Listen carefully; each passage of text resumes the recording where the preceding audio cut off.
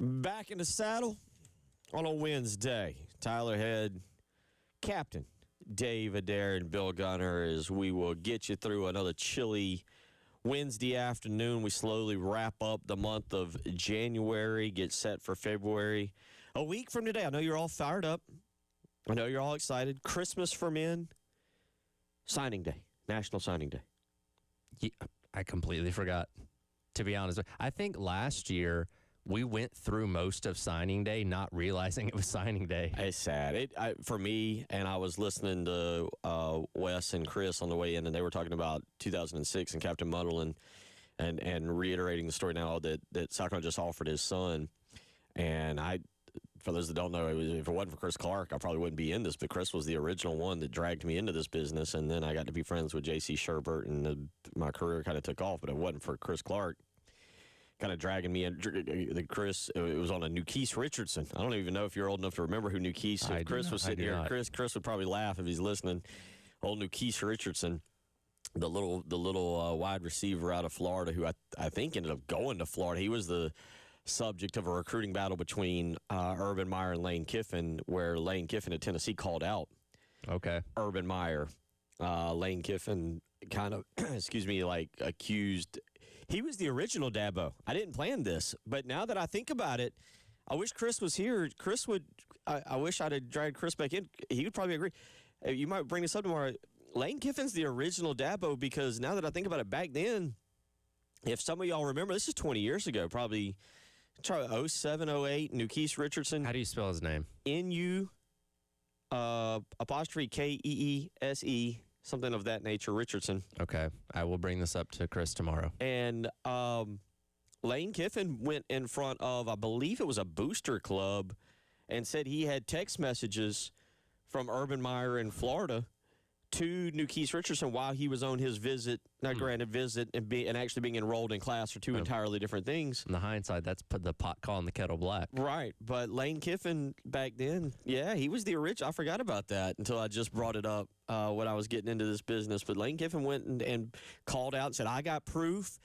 He was on our campus, and Urban Meyer was texting him, and they were telling him they were going to offer him this sum of money and do this. And I think Richardson ended up going.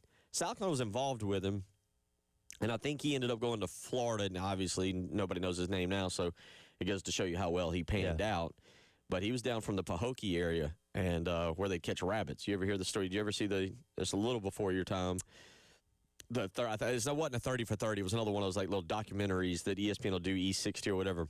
I've heard of the area, not particularly Pahokee. about catching rabbits. Yeah, that was their thing. Barefoot.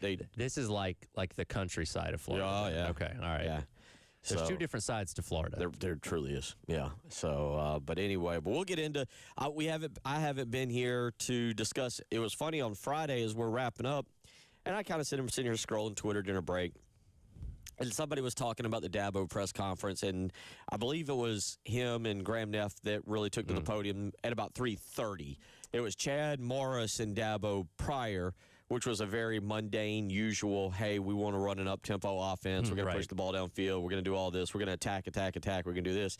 And then the fireworks took place after we went off air, where Dabo pulled out the bazookas and took rocket launchers to Mississippi. If you have about 8.5 minutes you can carve out, I recommend listening to the whole thing because he didn't leave any stone unturned. No. There are timestamps, there are amounts, there are where Luke Farelli was when these text messages were taking place. Like, we knew, and Jack and I talked with Chapel Fowler of the State newspaper on Monday, who, of course, was at the press conference as he is for all of Dabo's, and everybody knew that it was going to be addressed. Nobody foresaw the detail for which we were going to learn about this from Dabo. So we'll talk about that since we haven't had a chance to really get into that situation. I have not, having been at MUSC and then having another doctor's appointment yesterday.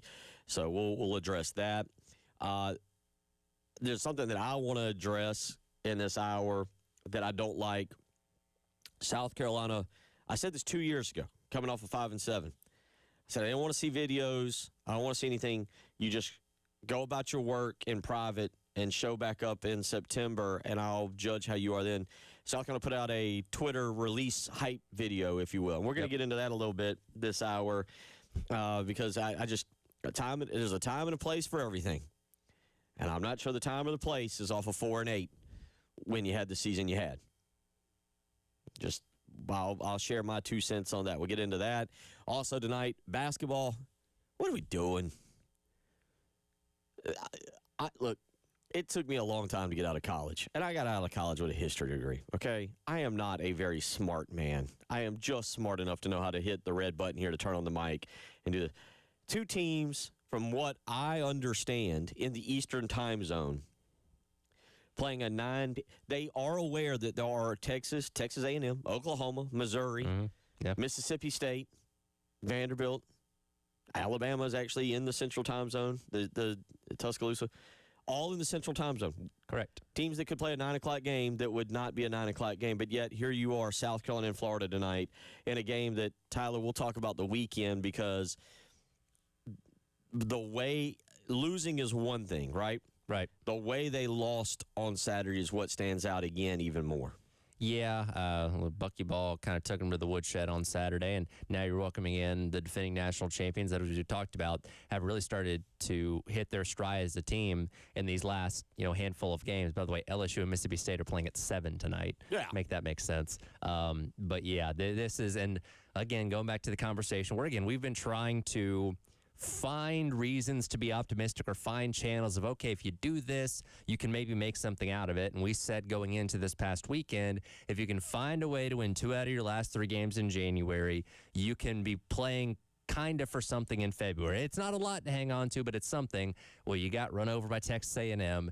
If you lose to Florida tonight, you'll probably beat LSU on Saturday. You're a better team than them. You already get their point guard back. They get their point guard back. It could go either way, but you've already beat them once. You got the game at home, so wouldn't shock anybody if Carolina wins that game. But losing to A&M in Florida, it's like, all right, well, you can prove you beat the teams that you're on paper probably better than, or at least comparable to, but you're not showing the ability to beat any of these other teams, which, again, you're going to have to if you want to make anything out of this season. Well, the question will be, as we do that, I don't like the question, but we are sports talk radio show hosts. We do entertainment. This is an entertainment show. We do sports talk, and you have to address the situation. You can't run and hide from it. What becomes the bare minimum for this year for this basketball team and for Lamont Paris to keep his job? Yeah, what can you salvage? The conversation now shifts very quickly to that discussion. Is it 6 conference wins, which would put them at 15 total, which, whether you like it or not, is an improvement over last year. Technically, yes. Exactly. That's where the conversation shifts to, and that's kind of what you've got to do there when it comes to, all right, what are we doing exactly with this basketball not this team, forget the team, and I don't mean that in a bad way.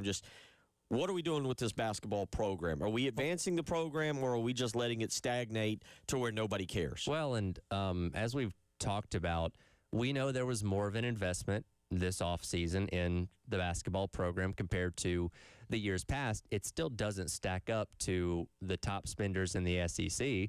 So there does have to be an investment element to it, to where, and I'm not completely absolving Lamont Paris for the struggles this program's have, but he is fighting an uphill battle with the budget we have been made aware of that he's had to work with for these past couple years, which maybe makes that run to the tournament even more impressive, considering the fact that they weren't spending nearly as much as those other programs in the SEC. And up until the last week of the regular season, you were fighting for the top spot, but you can't work with that every single year and expect success. So it's a balance of, all right, obviously the coach has got to be doing a big part of it, but you also have to have the resources and talent to be able to compete with your own league that, again, a lot of these teams in the conference, from the reportings that we've seen, are spending more than double, if not triple, what you are.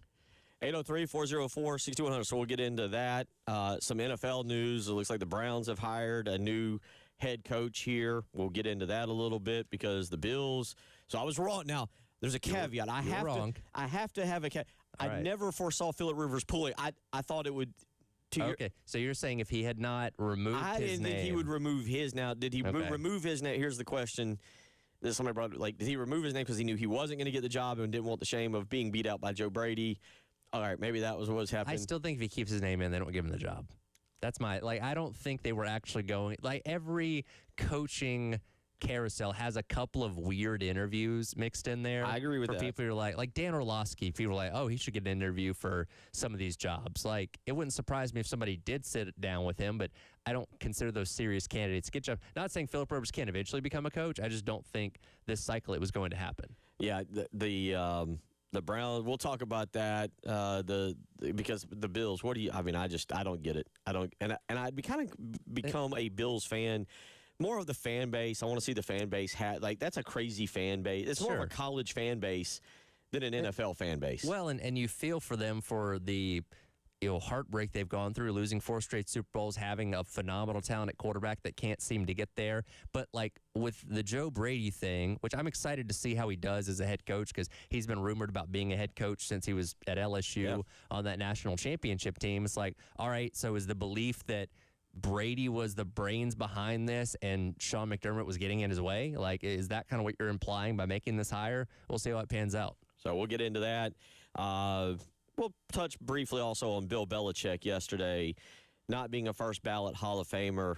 Boy, did that elicit a reaction from social media, from Twitter and X. Interesting discussion on that, because I think it brings into how we view a person against who they are and what they've accomplished. Right, and again, you're supposed to separate that with these kind of exactly. what he does off the field, as long as it's not like against the law, should not weigh into how you look at their career resumes for a Hall of Fame. So we'll get into all of that. We'll probably skip over, but I'll read it just because he took the time to copy and paste. Chris sending in a very long, I think this is our Miami fan, Chris, if I believe. It is, yeah. Sending in a long diatribe about the SEC. And, yeah, there's a very good article out there from Pat Forty on right now kind of the status of the SEC and what's going on. And some of it doesn't really have to do with what's going on the field. Mm-hmm. Does Greg Sankey have control of this league? Like, you got look at what's going on at Alabama with basketball. Yeah. Look at what's going on in Mississippi with football. Now, these aren't obviously Alabama.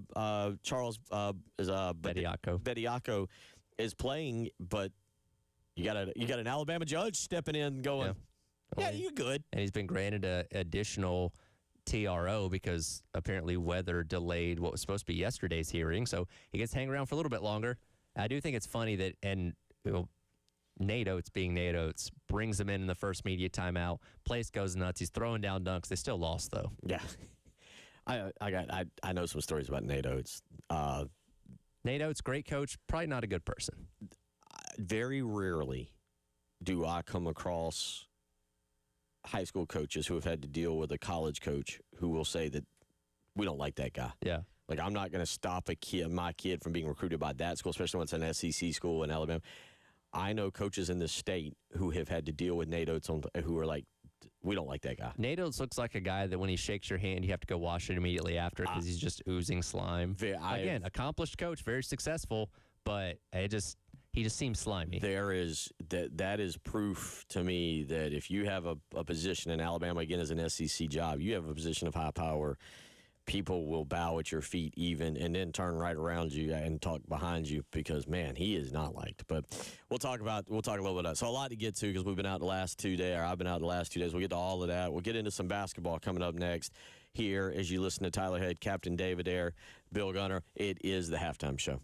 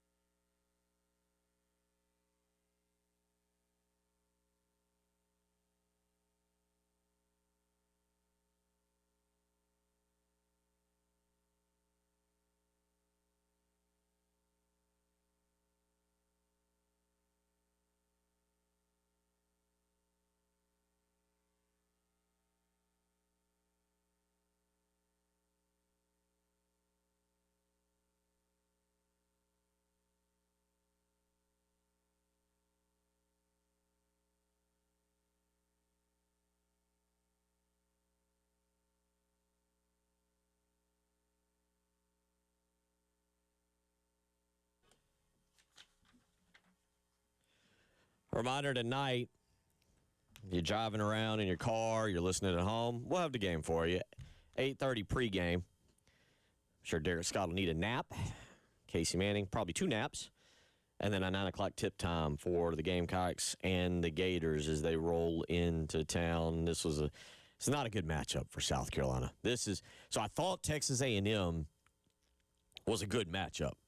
Yeah. The way Texas A&M want to play, it kind of fit the fact that South Carolina is guard-oriented, even though South Carolina doesn't have a point guard, that if South Carolina could handle the press, and then key words on this, handle the press and make shots. And I don't know, at this point, maybe you're like, well, they don't make shots. I don't know if where we stand exactly with that. But I was like, all right, that'll give South Carolina an opportunity to be in this ball game and potentially pull out an upset victory because Bucky Ball and pressing and really, honestly, taking a lot of bad shots. Yeah. Well, that fits South Carolina to a T. They can play that game really well. Yeah. Funny enough, I came away from Saturday's game less disappointed in South Carolina and more impressed with Texas A&M and the way that they play. I'm like, oh, this is like a lot of fun to watch. And I know that, you've been doing it down in Sanford, going all the way back to his high school days. But like A&M's a team that I think might kind of become appointment television for me now. Of like, if I see them playing somebody, I definitely want to tune in and watch as much of that game as possible because it's such a unique style that clearly, and they don't have as much talent as they probably could. And they said it on the broadcast on Saturday that, Bucky was the last hired in the cycle, so they didn't have their pick of the litter when it came to the top NIL talent, which we know A&M certainly has the budget for. So I'm interested to see how they continue to evolve as they get even better talent as the years go by. It's a matter of that one is, I think, I hate to say it like this, but the question will be like, is it talent or is it system? Because at times, it's kind of like Lamont Paris's third year last year, where you brought in, I thought, a more talented team than year two, but they didn't fit the system at all. Right. And then, therefore, you ended up with some major issues, but we'll continue to see. 803-404-6100. Let's get out to the phone lines. Barry wants to weigh in on the basketball team. Barry, how you doing this afternoon? What's on your mind? All right. How you doing, Bill? You feeling all right? I'm okay. I'm all right. I'm here today. That's a good start. That's a good start, right. Okay, we're going to go back to November the 24th, okay? I believe that's the last time I called in because, unfortunately, my mom passed away. My 97-year-old mother passed away early December. And so I've been laying low.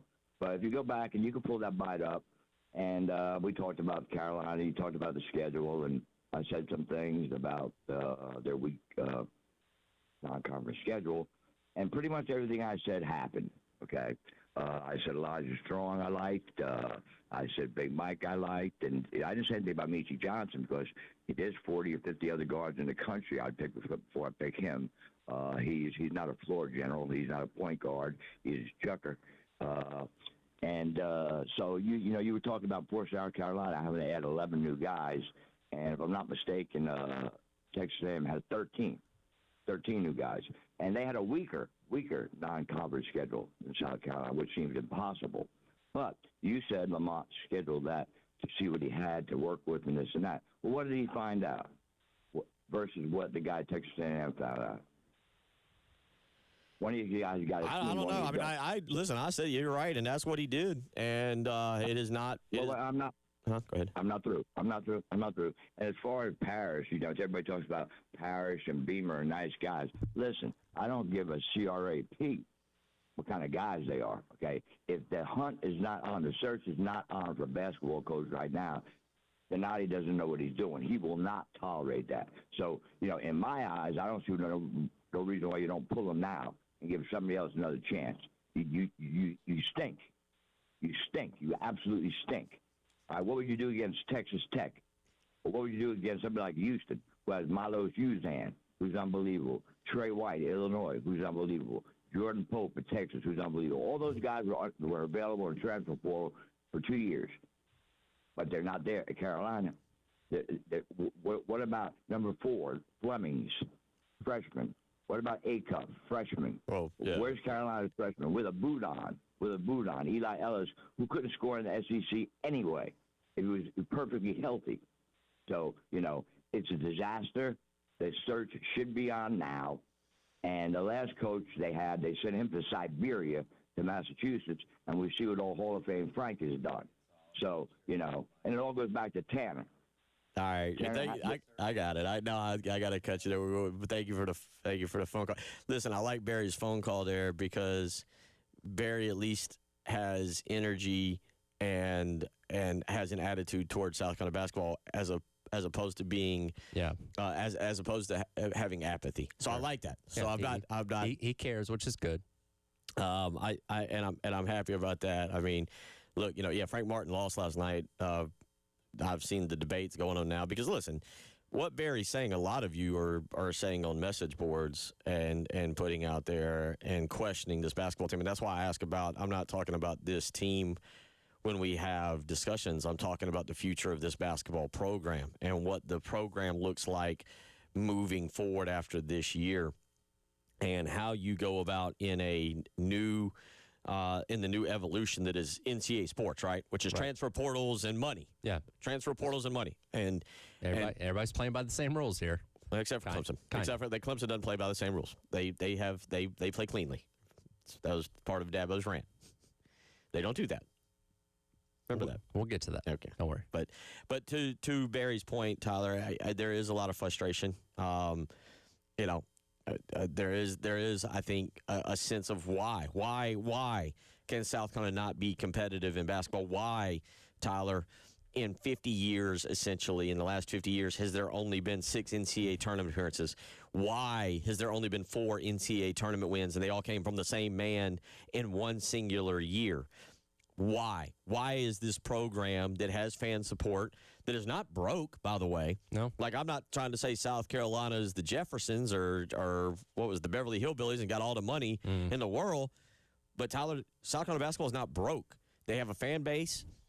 They have average facilities. I wouldn't go any further than they're not bad. And yet, 6 tournament appearances in 50 years and four, all by one man, one singular man, 4 NCAA tournament wins. And if it were a simple question to answer, we would have the answer right now. Unfortunately, it's not.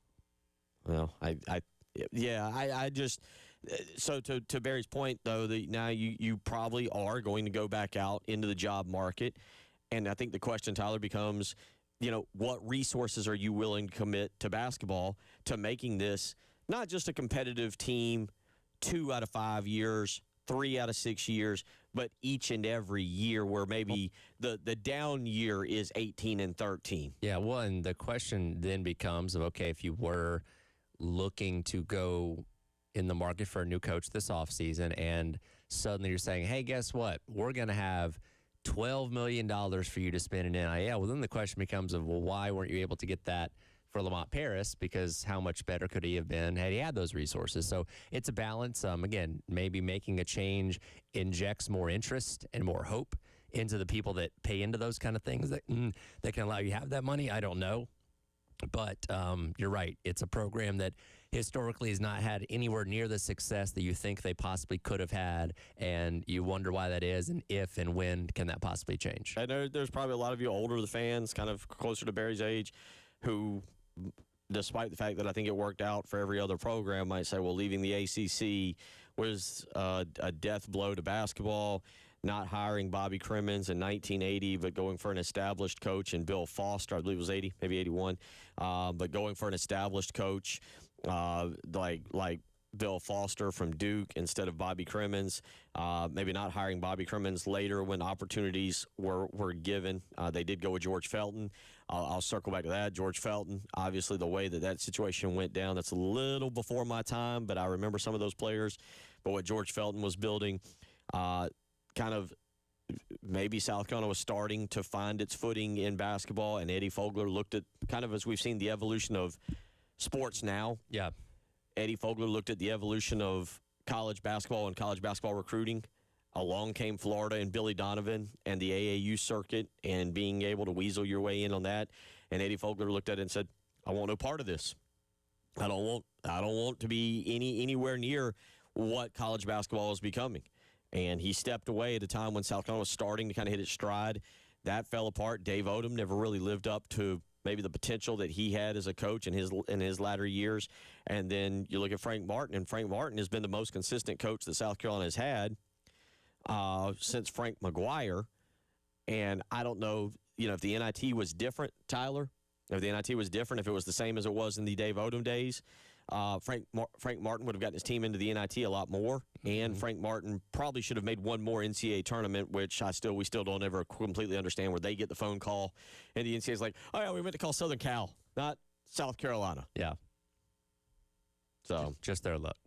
But that's where we stand. Thank you for the phone call, Barry. 803-404-6100 is how you can weigh in if you want to do so. We'll get back into some Carolina football. I'm all for being ranked in the top 25 by people outside the organization. Yeah. Maybe inside the organization. Let's tone it down a little bit. So we'll talk about that. You're listening to the Halftime Show.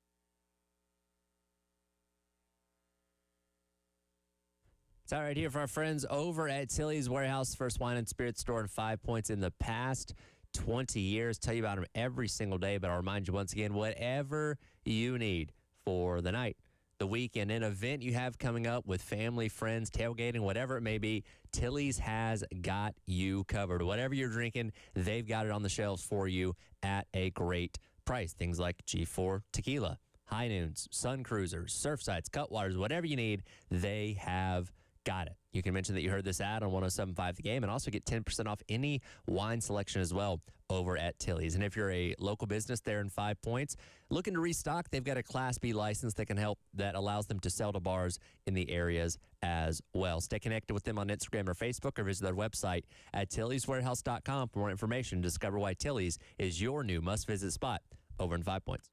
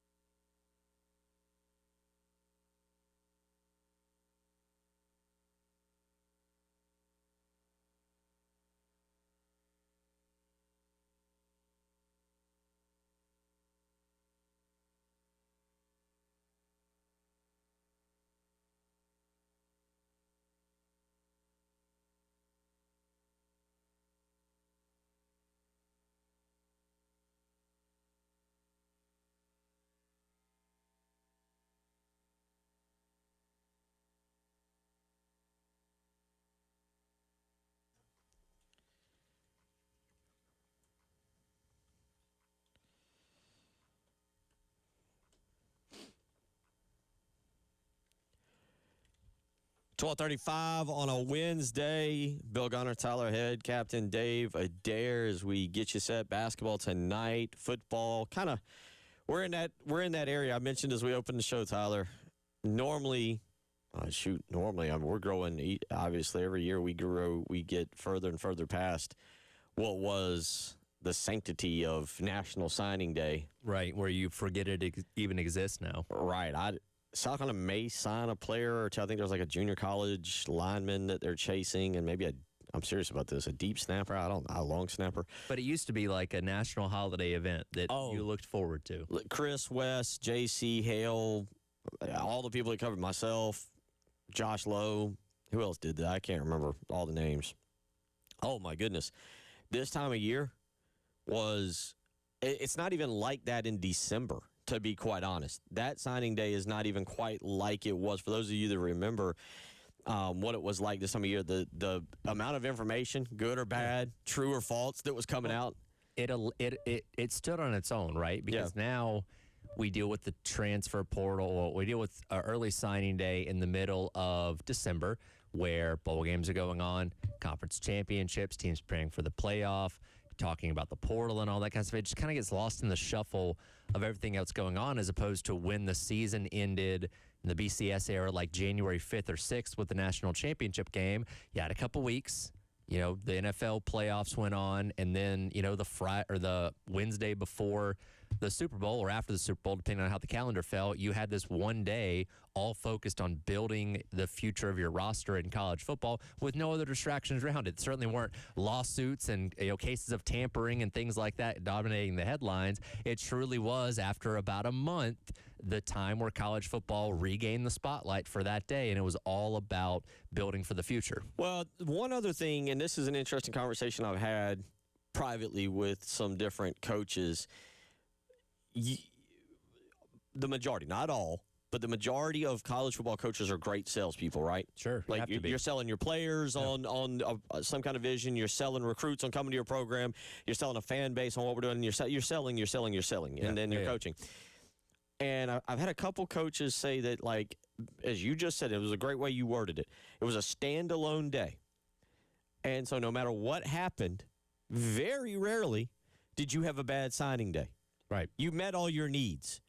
You got guys that you need. You got guys that were at the top of your board. Like, regardless of what was true or not, those 4 or 5 o'clock press conferences, you did everything you needed, and you promoted your program. And the guys that were on like the lower end of star rankings, 2 and 3, you saw something in them that the other coaches didn't see, and you're going to maximize that talent. Captain Mutterland. You could almost play bingo with some of the cliches that you heard on National Signing Day from coaches in their post-signing press conferences. But it was a way, for example, and I had a great conversation about this. You think about this, Tyler.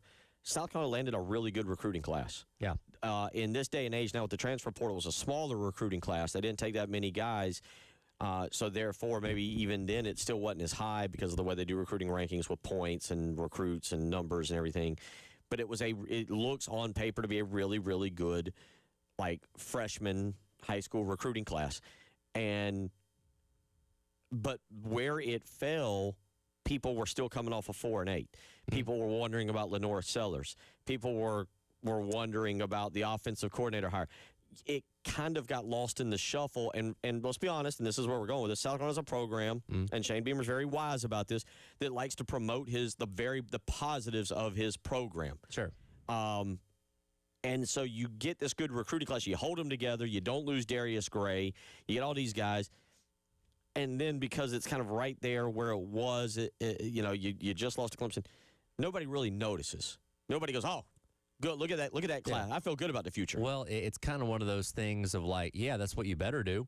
Because if you went out there and signed the 83rd overall class and having a conversation about this program falling apart, so it's like, yeah, you better go out there and sign a good class. Yeah, you better go out there and get some talent in the transfer portal, because that's how you're supposed to respond to a really, really bad season. Yeah, and so I say all that because South Carolina would have done, if you had that recruiting class now, if technically National Signing Day, and Shane was going to have his press conference next Wednesday, and for those of you that got to go, I went to a couple of them. You did the little high donor banquet afterwards where everybody goes in and they had presentations of the players and they're telling kind of the high donors, the big wigs, like, hey, look, we got this guy and he's going to do this. We got, and it would be this great event to be balloons and all the kinds of, all that nonsense. I think if South Carolina were to do that now, everybody would be celebrating. So everybody would be like, wow, what an offseason. What and I think some people still feel that way. Sure. But you'd be like, wow, we kept Sellers, Stewart, and Harbor. Wow, we got Kendall Browse. Wow, look at what we did in the portal. Oh, now we get this recruiting class. But because this recruiting class is kind of lost in it, so you got to hype your program a little bit, right? Of course. How do you feel on the hype? Where do you stand? Let's not go to the South Carolina video just yet. Yeah. Let's just do big picture hype videos. Some of them can kind of be cheesy. And there can be formulaic as well, especially during certain portions of the offseason. Like, all right, we're going to have a coach yelling. We're going to show guys working out. We're going to show somebody sweating profusely and, finishing out a rep on the bench or a squat or something like that. Like, you can almost kind of find a lot of similarities in these videos. And they're always going to, of course, have a big positive spin on everything that you're doing right, correcting the mistakes and all those kind of things that put out the message of, hey, we either had a great season and we're building off of that, or we didn't have a great season and we're fixing all the things that went wrong. See, I said this 2 years ago after 5 and 7. Go into your bunker if you're South Carolina. And South Carolina's got a 5-star, A-plus production team in Justin King. Yes, and they do. You do have to find a way to utilize that. And last year we had a lot of fun with some of the things they did in the offseason of, pranks and those kind of things. Like, hey, you won 9 games last year. You must have made the playoff. By all means, have a great time with it. It's different when you come off 4-8. It is. And so they put out a video, I think, was it over the weekend, I believe, is when it came out. I think it dropped Monday because we played some of it yesterday. All right. And so you put this video out on Twitter, and I just kind of I think it is in your best interest to stay quiet, to put your head down right now, and to go about your business. And I don't think anybody wants to see that. I don't think anybody wants to see you working hard. I don't think anybody wants to see motivational quotes. They want to see production. They want to see a return on investment. They want to see you pound Kent State into the ground. They want to see you pound Towson into the ground. They want to see you win 9 games. You win 9 games? All right. Sure. Do all the videos you want. But right now, when you're 4-8, and let's be honest, you let a fan base down. You let yourself down. Everybody was let down. I don't know. Now, maybe there's some of y'all out there listening, you're like, well, I love it. Oh, more videos. More. I'm not of that opinion. Yeah. I think, and again, we played some of the audio yesterday. I did appreciate the fact that right from the jump, Luke Day is talking about, hey, we polled all of the players from last year, and here's the things they said that we didn't do well and need to get better at. So you're at least addressing the concerns. So I did think that was some interesting insight that video provided. I don't want to hear it. I don't want to hear what you didn't do well last year. I know. I watched. I was there. I could tell. Poll me. Poll us. We'll run a poll. We can do that. Well, since you and Beam are on such good terms with each other, I'm sure he'll take your poll into account. And get a text message later. I don't need to. That's like my kid doing something. I mean, like, my bad. And I'm like, I know. I saw it. I'm not dumb. I saw you do something bad. Well, it drives me, by the way, that in basketball as a coach would drive me more crazy when a kid would, like, throw one into the stands and look at me and tap his chest and be like, my bad. I'm like, I know. Yeah. I guess it's like, at least they're acknowledging it, right? At least they're not, beating around the bush of like, well, it's only because of this or that why we struggled last year. The so close thing that Beamer said so many times at press conferences that drove people crazy. Like, at least they were a little bit more head on of like, hey, we're outlining where we struggled, and we want to make that better. Just win. Just win. Then do all the videos you want. I'll be happy. I'll be a happy guy. But I don't know. Again, you got to utilize Justin King and that they're phenomenal. And the video. We need them to make hype videos for us. They do. Yeah, you got free time. Come on over here to the station, 1301 Gervais Street, 803-404-6100. We'll come back and wrap up hour number 1. You're listening to the Halftime Show.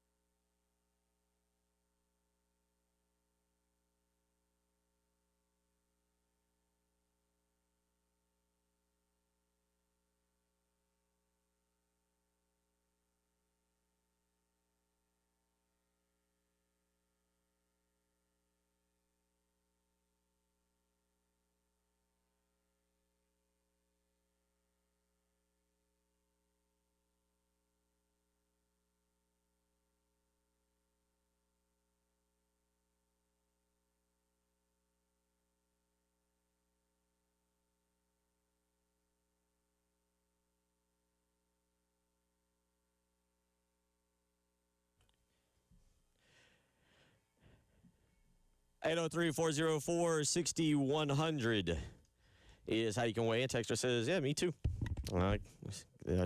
If I say you're bad, go sit on the bench. I'm with you there as we continue to get into things. 803-404-6100. We'll get back into some basketball coming up in the next hour. A couple of y'all are weighing in on that. And I'm not picking on anybody. I'm not picking on anybody. You're allowed to pull for what you want to pull for, but some of y'all are weighing in. And this is Keith, and he said, personally, I don't care about men's basketball. I'm 46 and have never seen anything worth watching. If I had $100,000 to throw towards NIL, of course, football is top just because it always is. Next would be baseball. And he said, sure, I love baseball more than basketball, but baseball just feels like it has a better chance of being good. And I think most fans agree. And I'm going to kind of cut it there on what he's saying. You've seen it be good. You've seen it be literally the best, the standard of college baseball, and you can believe that it's not hopefully far away from getting back there. And again, his instance there of $100,000, you feel like if you put that $100,000 towards baseball, there's a realistic chance they can get back to being what they were 15 years ago with that donation, as opposed to men's basketball, where it's like, okay, they could get better, but are they going to become something that suddenly at the very top of the SEC? I don't know if people have that same belief. Well, baseball feels more like, I'm trying to think of a program, like I'm trying to think of a comparative college football program where everything's in place to win a championship. You just need the coach. The man leading the program is what's missing. You got to find that. And that's the thing.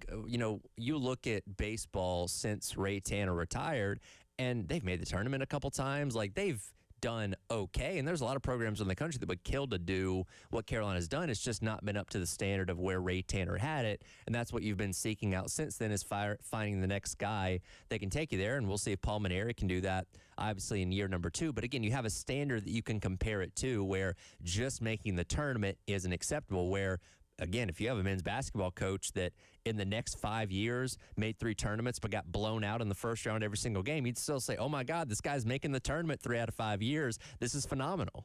I'm with you on that. And that is the thing with South Carolina basketball is, and it's Keith, I'm not picking on you, but it's fans like that haven't seen anything. He said he's 46 in that text.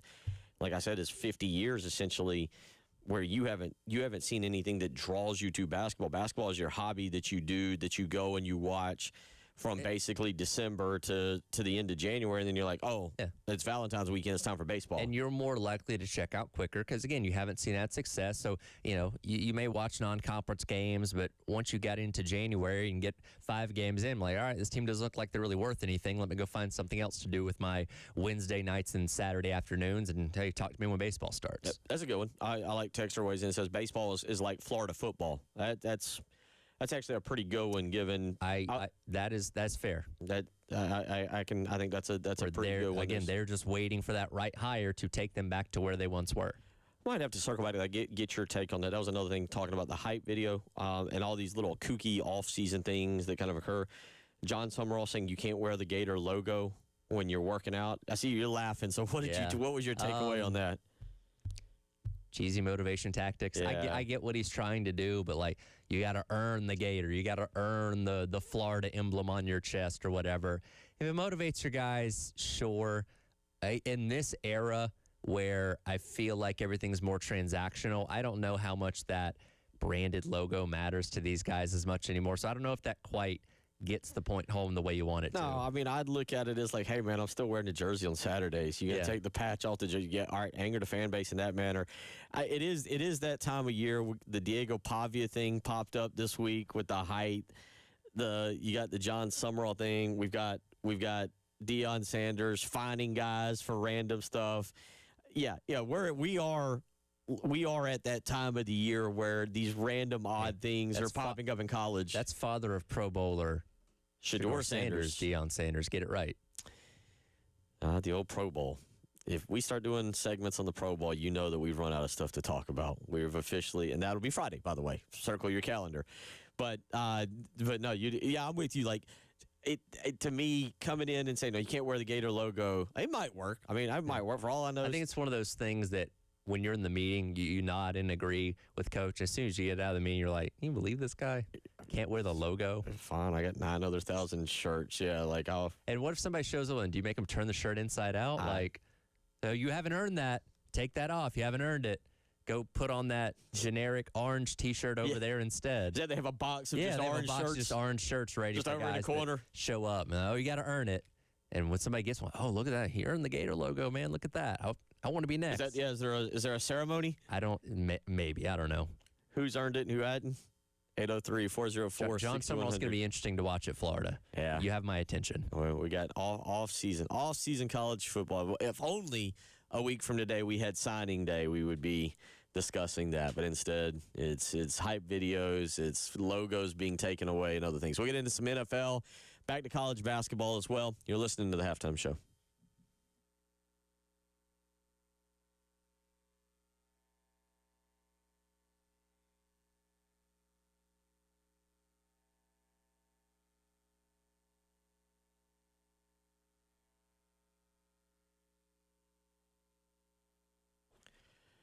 Bill Gunner for Old Timey Meat Market. Yep, I've seen the weather. Not good.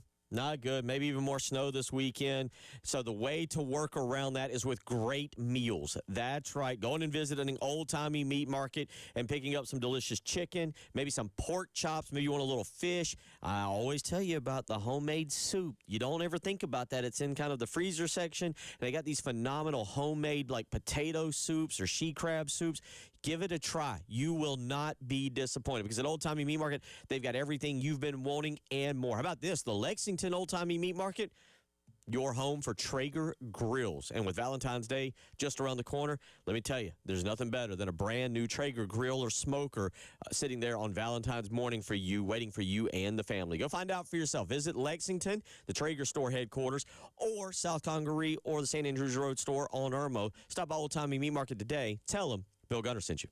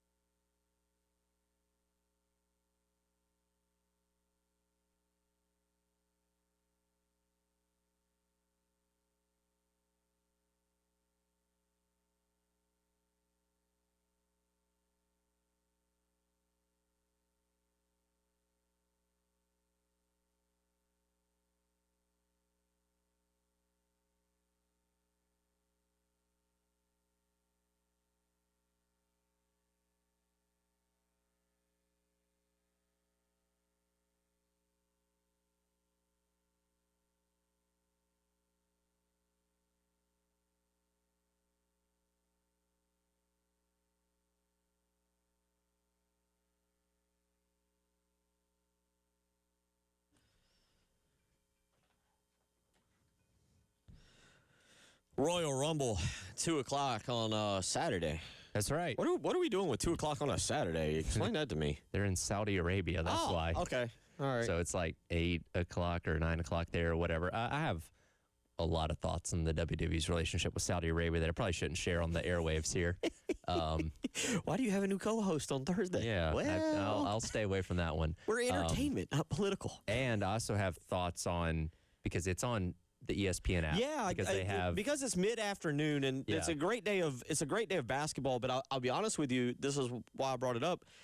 I like a good wrestling, Sure. and at 2:00 in the afternoon, I'll probably be sitting around on the Saturday, and I'm like, I might put that on one of the TVs and just all right. I mean, I'm looking forward to it, and this whole relationship they have with ESPN is very odd to me. Yeah. In fact, on I think it was on First Take this morning, they had Seth Rollins on and spoiled his surprise return this weekend. Oh, no. Because apparently they were handed the notes and weren't supposed to say that. And because here's the thing, it's sports entertainment, right? It's a show, it's a performance, but they're being inserted into Sports Center and First Take and Get Up to treat it like it's the same thing as the NFL and MLB and NBA. And that's very weird to me. I love the fact that wrestling's getting mainstream exposure, but it's very forced and very weird. Well, I saw this firsthand, and I shouldn't say I've seen it a few times, but you dealt with it firsthand because we were in here one morning. That's when I was working with Preston. Yeah. And Cody Rhodes came in here. Right.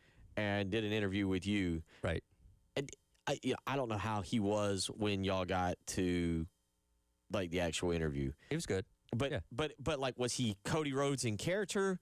Was he an actual human being who I'm assuming has a family and at some point has to be dad?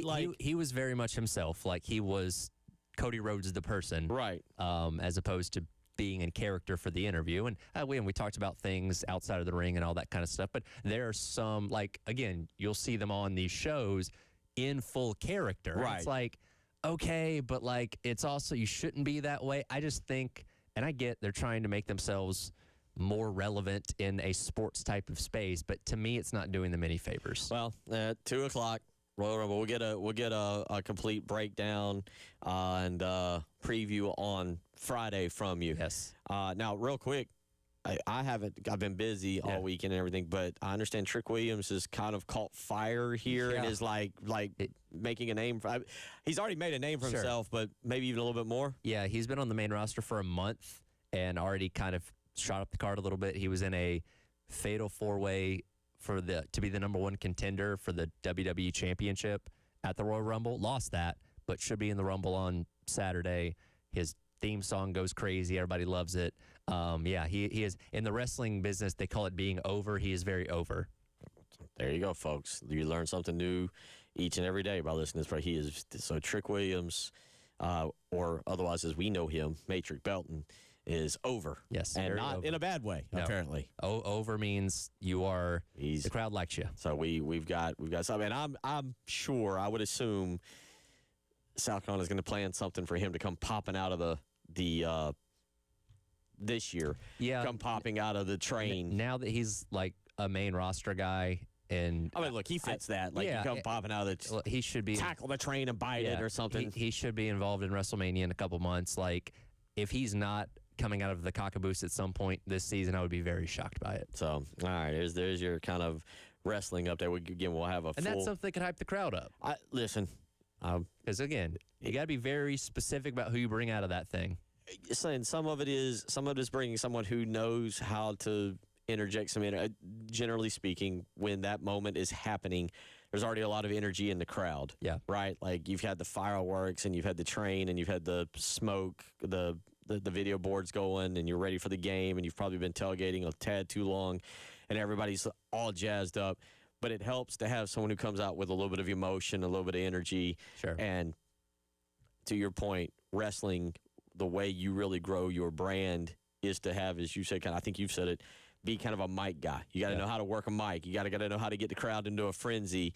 And who better to be the heel and the good guy than Trick Williams come out and put down Mississippi State while at the same time building up South Carolina State. And that I'm here for it. can't not that weekend though. Not that weekend. That's Steve That'd Tannehill be weekend. Tannehill weekend, but there's plenty of other home games. There's yeah. So 803-404-6100. We've been talking about that. NFL making some moves, doing some big things there, Tyler. And you look at this. The news today is that the Browns are going to hire offensive coordinator Todd Monken. Now, you being a Georgia fan, you saw up close and personal the offensive coordinator that was Todd Monken. He then goes on to the Baltimore Ravens and works with Lamar Jackson. I would say I'm going to call that a success, but I wouldn't call it an over. Like I don't know how successful I would want to call it. Like I can see where he would be in demand. I also can see where someone like me is like, okay, if that's the direction you want to go, Browns, that's what you do. Well, and for one, this whole Browns coaching search was really weird, and there was stuff coming out about people removing their names from it because of what the process was, and they're taking these tests and looking at analytics. Supposedly, yeah. And apparently they've been doing this for the last couple of hires. I'm like, wouldn't you want to change it up? Because what you've been doing clearly hasn't been working. So maybe have a different approach this time around. And Monken's a name that kind of gets floated out there these past couple of years as a potential head coach candidate. But I don't think anybody looked at him as a serious one this time around. It seemed like Jim Schwartz, who is their defensive coordinator, thought he was going to get the job and now is very mad that he didn't get the job and is leaving. So, like, this whole thing's very messy. Again, I believe very much in Todd Monken as an offensive mind because I've seen the creative things that he can do. But here's the thing. It takes a lot to overcome the stink of the Browns. And I don't know how successful he's going to be because that whole organization is dysfunctional. It is. No. And so you got that hire that is being reported today. Also, you've got the hire of Joe Brady. Now, Joe Brady's really, really interesting to me because of the way he kind of jumped on the scene with LSU and Joe Burrow and those incredible wide receivers. And everybody was like, man, this Joe Brady is a genius. And then he comes to the Carolina Panthers with Matt Rule. And when he comes to Carolina, I was like, I'm really interested to see this. He's supposed to be an offensive genius. All right, who is he going to work? I can't remember who he was working with. Was he there? I think that was Baker. With Baker and Darnold and all those guys originally. And it didn't really pan out. Yeah. And his light kind of faded. Then he goes to Buffalo. You work with Josh Allen, who's becoming more and more like Jim Kelly every year now. And with that being said, now you fire Sean McDermott to hire your OC. I don't like that. It was and because again, it took a week and a half to make this hire. It kind of feels like, and I get it, you have to satisfy things like the Rooney Rule and all that kind of stuff. It kind of feels like if you're going to go that direction, we made that hire a lot quicker instead of over a week later. But as the point I made earlier, it's almost like you're saying, well, we believe Joe Brady's the mastermind behind the success that we did have, and Sean McDermott was in the way, preventing us from going further. So you're now gambling on a guy that's never been a head coach before, being able to take what has been good and make it great. And these NFL windows, look, they can open back up in a heartbeat too, but they open and close quickly. They do. And I said it a couple weeks ago, and the Bills, to me, are a little more interesting because I love the fan base. It's more of a college fan base. You're jumping through tables. You're Bills Mafia. You're doing all this crazy, wild, wacky stuff. It's freezing cold up there.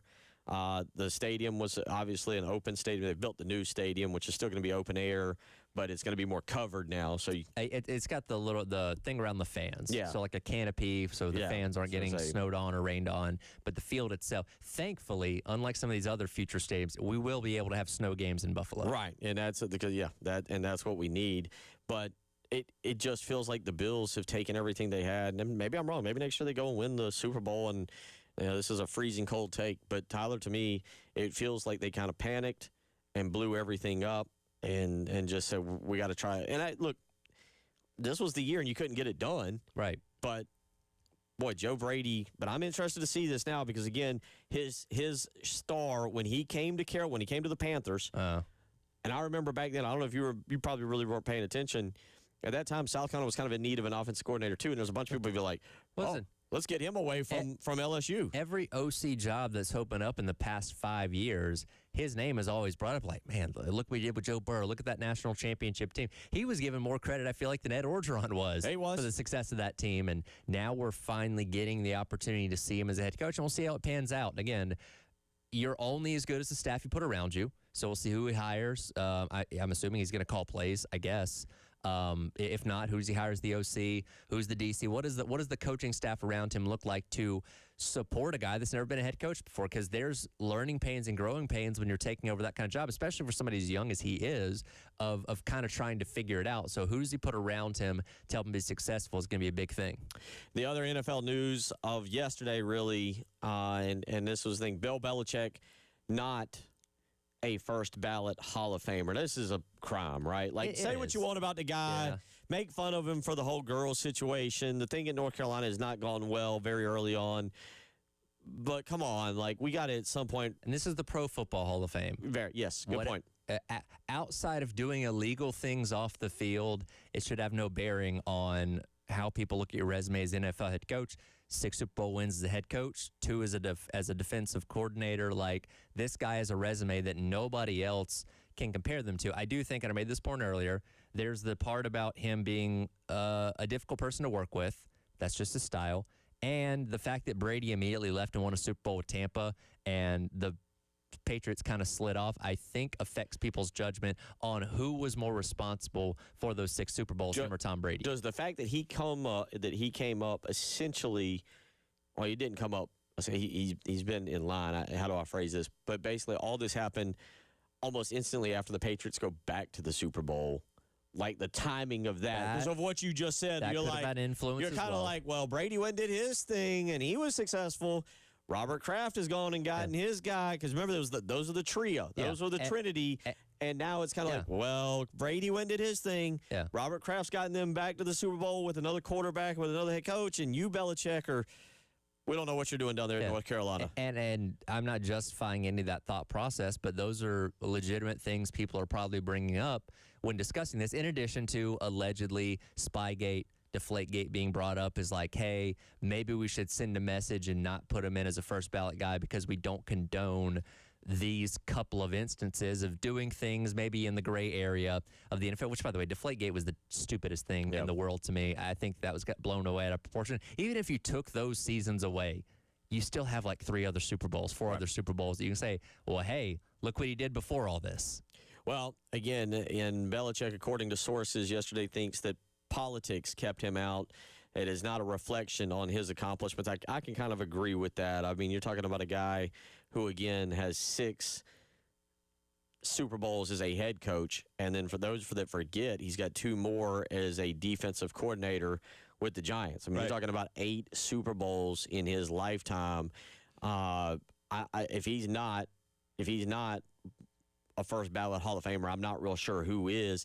He fell short of the 80%, and according to sources, he was puzzled and disappointed by his inability to secure, and I don't like the way this is worded, but his inability to secure support for at least 80%, as if he has to go out in politics to say, hey, I remember me? I'm a good coach. Relationships do matter here, and I don't know all the people in that room, but I'm sure there are some people in there that have a view of Bill Belichick as the person that clouds their ability to look at strictly his resume to warrant him being in on it, which, again, that's all that should matter here, is what you did as a coach or as a player on the field of play, not how you treated people off the field, but we're humans. Those kind of things do come into account, and I imagine that influenced some of the voters. He'll get in. He will. He will. But I wonder how much it means to a guy. I'll never be in that position. But how much it means to a person to say, like, I'm a first ballot Hall of Famer. When Lexington opts to put in the all-time free throw percent, free throws in a row, right? There's a couple of them, yeah. Okay. Listen, you got some records. I will politic for you. How about that? I appreciate that. I will go to the meeting, and I will pound my fist on the table for Bill Gunner to be the first inductee into the Lexington High School Sports Hall of Fame. You hear that, we can build a Dustin? statue out in front of the school. You hear that, Dustin Curtis? Get on that. You're the AD now. You make things happen. There should be another category. I'll gladly accept. 803-404-6100. We'll come back. We get into this Dabo topic. We haven't had a chance to discuss that yet, so we'll get into that a little bit. You're listening to the Halftime Show.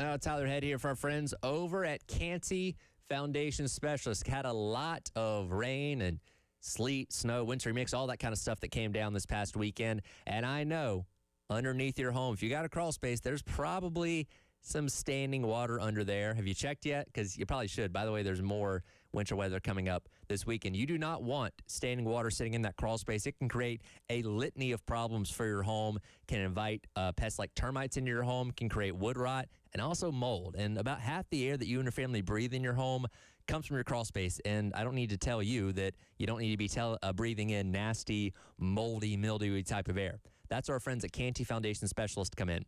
Go online to schedule an appointment today at cantyconvicts.com and let them come and fix your crawl space issues so you and your family can live worry-free and breathe clean air going forward. Again, go online to schedule an appointment today at cantyconfixit.com.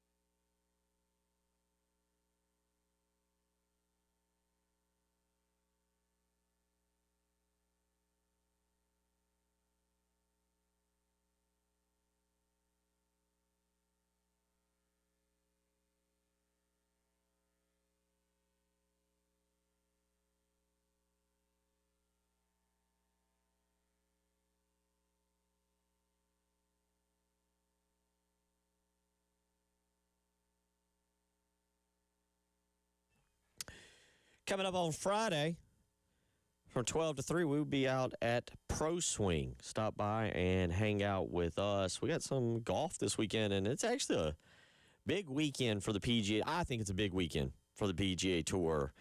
The return of Brooks Koepka. Big picture, grand scheme. He's been playing majors, but you're starting to see now the falling apart of LIV of the Live Golf Tour. And I'm not anti-Live nor am I any way, shape, or form pro-Live. Those guys, I'm all for making money. And, you know, Dustin Johnson is financially set. Not only is he set, his kids are set. Their kids are probably set because of what he did. Brooks Koepka is probably set for life, but he wants to play on the PGA Tour, and I'm excited about it. I'll be excited to see him. And now news comes out today. You always need a good villain, and Patrick Reed is going to return to the PGA Tour here later on in 2026. So we get another golfer back, and just judging by the way his press conference was, I believe about 2 weeks ago, it feels like Bryson DeChambeau will be back on the PGA Tour within time. This is the final year of his contract with Live Golf, and that'll be really fun to watch. But you can come and hang out with us. I know they'll have the TVs going. You can play a little golf out there at Pro Swing, 12 to 3 on Friday. We'll watch a little Brooks Koepka and be able to see what he does, and again, check everything out this weekend. Again, it's going to be a lot of fun. Look forward to doing it. He'll be out, Brooks, not us. We'll be at Pro Swing, but the PGA Tour rolls into the Farmers Insurance Open this weekend, and it'll be before you know it. It's Masters Week and then RBC Heritage Week and all the great tournaments that take place. But come and hang out with us coming up on Friday over at Pro Swing, where we'll be from 12 to 3, Tyler and I. And, again, we'll take in some golf. You can hit some golf balls. Check out, they've got great equipment over there. They've got a putting green that you got to check out. And on a cold day, fantastic to get in and go hang out with those guys. 803-404-6100, how you can weigh in. So I've been out. And I felt like this story was passing me by because it occurred roughly at about 3:30 on Friday when we got off the air. But Dabo Swinney goes on his rant. And it's a fair rant. What he said, there is nothing illegitimate. There is nothing wrong. There is nothing, as far as we know, inaccurate about what he said. And you know what? He spoke for a lot of coaches when he said what he said. A lot of coaches who have griped privately, and even Dabo said that coaches have called him and said, man, I know what you're going through. And I appreciated Dabo for calling them out and saying, speak up. There's also an element of this that just, it does indeed come across as whiny and kind of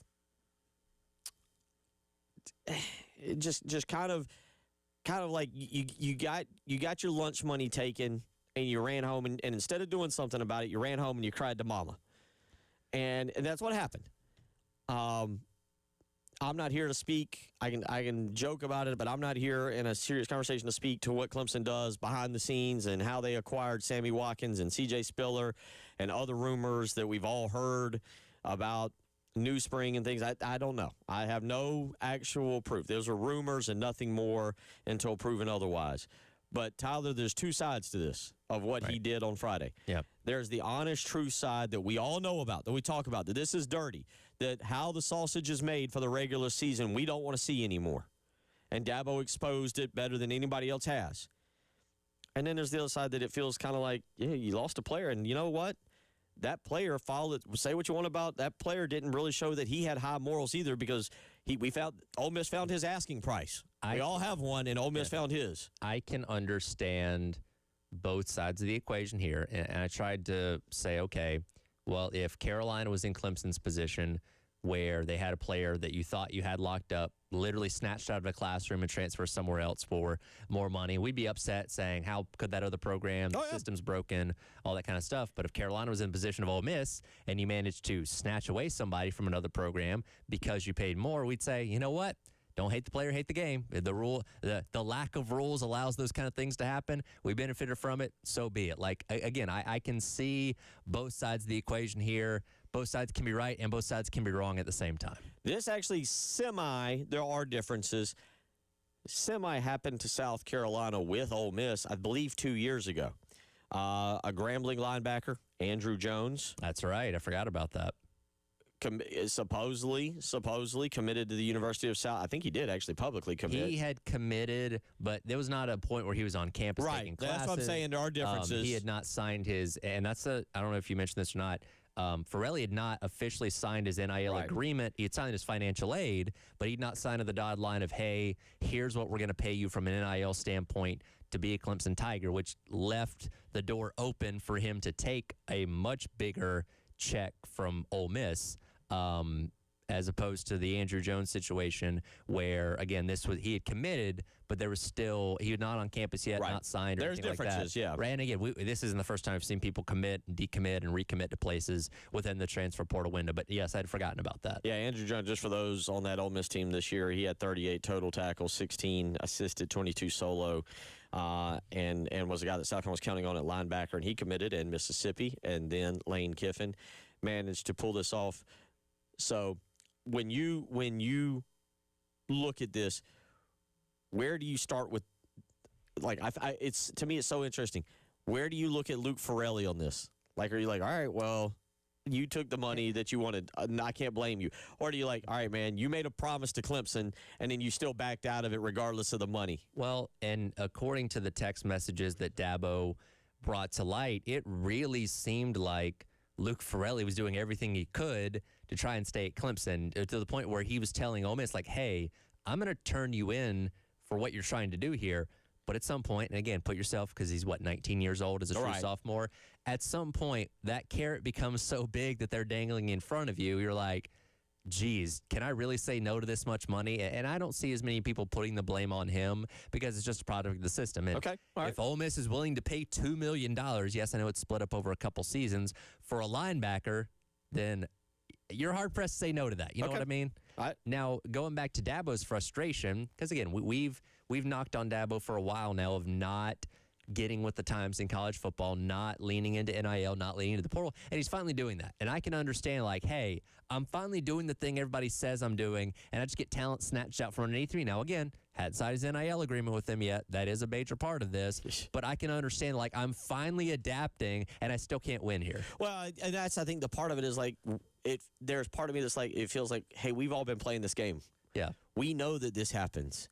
Sorry that you just now got involved and you got your sucker taken from you. What is the movie where they have the meme of James Franco where he has the thing around his neck and he's like, first time? Okay. Yeah. All right. Like, that's kind of I think that's how a lot of people look at Clemson, like, hey, welcome to our reality. Yeah, there's something about it. I mean, I don't blame Dabo and I don't blame Clemson at all. And what becomes more fascinating about this is, all right, Dabo, you've done everything you could.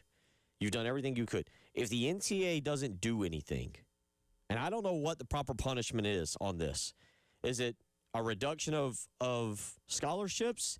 Is it a reduction of official visits? Is it a reduction? Like, I don't know. Yeah. What you do to Ole Miss on this is. I have no clue. What you do, like, it feels like suspending Pete Golding for 3 games is hollow because he's implicated in this specifically with text messages. Yeah. And it feels like suspending Pete Golding also is hollow because they'll skip games against like Akron and Alcorn State or something. What their season opener is against Louisville. So, all right, Pete Golding can't coach against Louisville. Ooh, that'll show him. Or, all right, you're going to lose 10 on-campus recruiting hours, or we're going to fine you $50,000. Does that stop them from doing this again? No. Exactly. I don't know. That there's another part to that of, like, Dabo's done everything that you ask him to, and if they don't do anything, does it put kind of like a bad, like you kind of look at Dabo and be like, yeah, great, you whined and cried, and you got nothing out of it. I don't. Maybe this does create change. And maybe though. it does. Maybe this is the tipping point. We'll see. And maybe, just maybe, in 10 years we look back and we honor Dabo Sweeney for changing college football. Just maybe. 803-404-6100. We'll come back. I'll get to the phone lines. We'll carry on. It's the Halftime Show.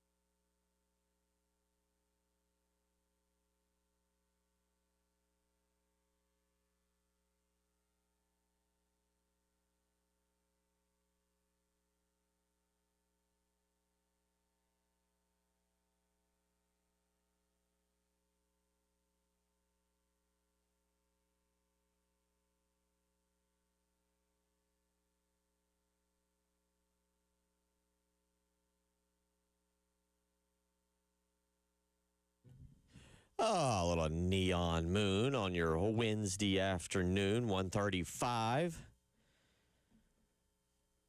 Text messages weighing in. Tim and Charlotte. You told us you were going to start singing this. Yeah, I was a few seconds behind. I want to make sure I kept it on beat. Okay. The sun goes down on my side of town. You get the point. Tim and Charlotte says, don't blame the kid at all. If I'm sitting in a new hire orientation of a new job and a late offer comes in for twice the money, I'm out. That's Yeah, that's business. Okay. All right. I got no problem with that. Stephen in Roanoke says the death penalty will eventually be used on someone. That's the only way that will ever change. I don't think so. I understand what he's saying, but you have to have a legitimate executioner to pull off the death penalty, and we don't have that. Good point. Because here's the thing with this deal with Ole Miss, and again, Dabo has the most damning evidence we've seen in a while of tampering. But I mean, like we said, they might suspend Pete Golding for a game, maybe take some recruiting hours away from him. Like, that's not going to stop anybody from doing this. And again, the reference you make is SMU and the death penalty back in the 80s. The NCAA had a lot of power in the 80s. They don't have that now. Text weighs in and says the penalty for level 1 infractions are more than $50,000, and Clemson can easily prove inducement, which makes it a level 1 if I'm mistaken. Okay. Well, it also goes back to enforceability, because Ole Miss can just take the NCAA to court over it. I mean, but here's the other thing. Like, what does $50,000 do? Mississippi goes, all right, here's a check. There you go. All right.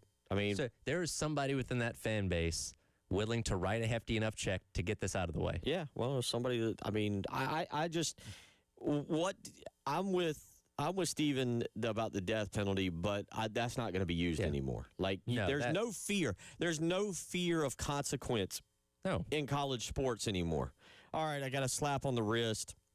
What did Michigan have to pay? Texter says, did Michigan not have to pay $30 million? That's a lot. It was a substantial amount of money, but clearly they were able to take care of that, and they're right back on track. At my point, he says the texter says you act like the NCAA can do nothing. But what has it cost Michigan? Nothing. You answer me that. Michigan had to pay a lot of money. What has it cost them? They're still an 8 to 9 win team. Now, the head coach kind of did something nefarious, which is its own thing. But there's nothing about, and a big part of why they took a step back in some ways, because Jim Harbaugh left, and he's a really good head coach, and Sharon Moore just kind of kept guiding him along in the past couple seasons. But they didn't suddenly turn them from a national championship team into going 2-10 every single year. They're still doing fine. Right. I think I've already forgotten. This is the point of the preseason, of the way too early preseason ball. I've already forgotten. I know Sockham's 25, but I've forgotten where Michigan is. But Michigan's top 15. So whatever think about all the things. Michigan's been really on a crime spree, if you want to be dead honest about it. Sure. Like, throw out Sharon Moore doing his own thing. Yeah. Michigan, as a football university, has basically been on a crime spree over the last 4 or 5 years. Got a national championship out of it. Mm-hmm. And is going to be a top 15 team this year with a really, really good head football coach. Yep. So I don't know what you do. Dave, I apologize. Do we still have Ty on the phone line? Want to talk? Ty, let's go to you here and get your opinion on this. How you doing this afternoon? What's on your mind? Hey, guys. How you doing? Good. I got 2 statements, a question, and maybe a rant. My first 2 statements is, Dabo always crying. 2, didn't he say he was going to quit if NIL went through? And then my question is, what was the actual crime? And I mean, I hear you say tampering. Is that something that all the institutions are withheld through the NCAA? Because what I was told, they don't really have any power to hold anybody accountable for anything anyway, because they're not a true institution that governs rules per se, if I'm not mistaken. And if it's tampering, what is it the tampering consists for? Like, offering him the contract, is that tampering? Is that the rule? It's the question. Hello? I don't know. Do you know? By the way, we got some breaking news we got to get to in just a second. Okay. But do you know? Oh, man. I don't want to say the specifics of the rule itself, because I think it's still very open-ended. And that's the argument on the Ole Miss side of things, is that they didn't break any particular rule because it's still so open. You know what I mean? Which, again, they believe they would have a legitimate argument against it if this did come down to a tampering case. I think it's more in the spirit of what you should and shouldn't do is the argument being made against Ole Miss for the way they went about plucking this guy from Clemson's roster. Yeah, here would be the question, Ty, is when is a player officially yours? When does tampering officially begin? I would assume if he's working out with your team and in class, like his going to classes, we've reached that point. But my thing is this: the question you just proposed is my issue with everything. When do you own the player, or when do the player's yours? I don't think the player's ever yours. You give a contract to a player that say, hey, if you come play football, we'll pay you that. Now, the player can decide, hey, well, guess what? I want to void the contract, which is fine. Give back all the money. If there's any penalties within the contract, pay that, do that. Then you're out of your contract. Now you become a free agent of sorts.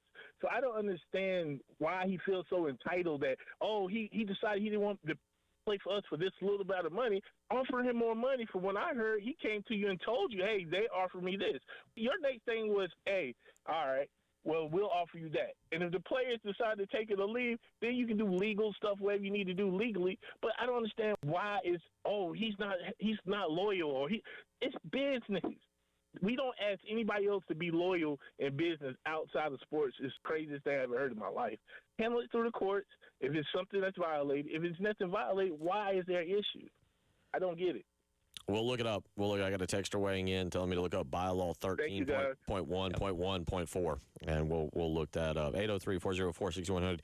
Not good. Not good for South Carolina baseball. We got some breaking news here that is popping out. John Whittle is reporting, and now the University of South Carolina is confirming that what we assume would have been Friday night starter Jake McCoy has suffered an elbow injury and will miss the 2026 season. This is significant as I still new at this breaking news stuff during the middle of a radio show. 6 to 9 didn't ever happen that much. That's a significant blow. Wow. This is from the university here. It says junior left-handed pitcher Jake McCoy will miss the 2026 season. It was announced Wednesday. McCoy has a tear in his unilateral, I'm not trying to pronounce it, his UCL. UCL, yeah. That will require surgery.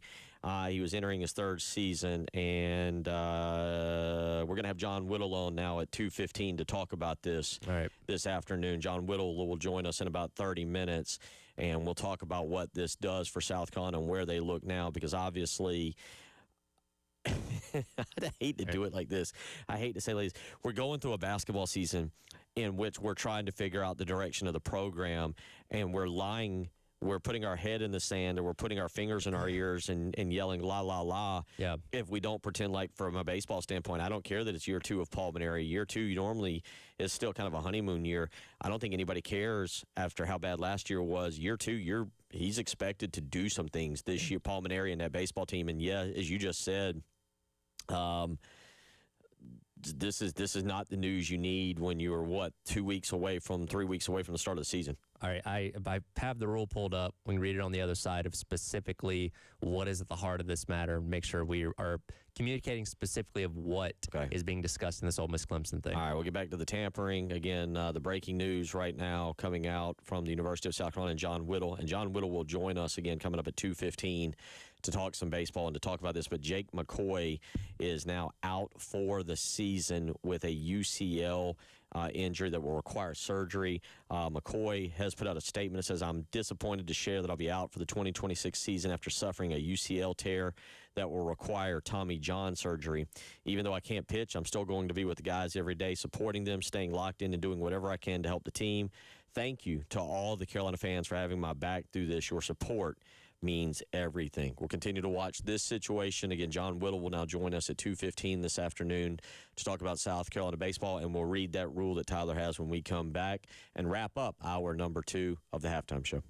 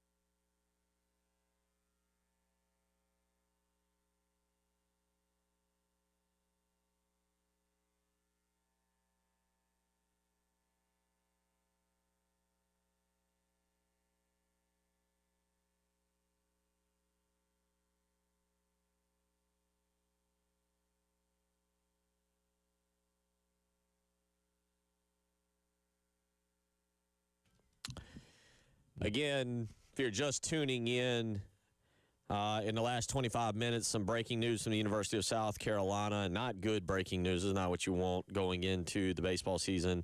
The junior left-handed pitcher Jake McCoy announcing this afternoon that he has a tear in his UCL, and that will require surgery. He has put out a statement again, and it says, "I am disappointed to share that I'll be out for the 2026 season after suffering a UCL tear that will require Tommy John surgery. Even though I can't pitch, I'm still going to be with the guys every day, supporting them, staying locked in, and doing whatever I can to help the team.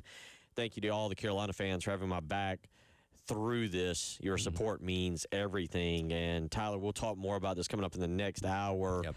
John Whittle will join us now. We got him on locked in for 2:15 today because, your next thing is, where do you turn for a Friday night starter? Yeah. How does it Move impact the somebody rest up. of your rotation? Yes, exactly. Yeah. How do you shuffle that around? Because, again, he was looking like your best option coming back. And, again, a lot to get into with John Whittle. I do want to go back to what we were talking about a moment ago, though, in reference to this rule from the NCAA that is at hand with the Ole Miss Clemson situation. As the texter mentioned, it's bylaw 13.1.1.4. I want to make sure I had it in front of me before we went over the specifics of it. It states an athletic staff member or other representative of the institution's athletics interests shall not communicate or make contact with the student athlete or of another Division I institution or any individual associated with the student athlete directly or indirectly without first obtaining authorization through the notification of the transfer process for making contact directly or indirectly with student athlete. And an athletic staff member or representative of the institution's athletic interest shall comply with the rule of applicable division of the NAIA rule for making contact with a student athlete. The concern at hand is what qualifies him for being a member of that team. And Ole Miss is looking at him not signing the NIL agreement, saying he's not agreed to anything yet. Yes, he was on campus.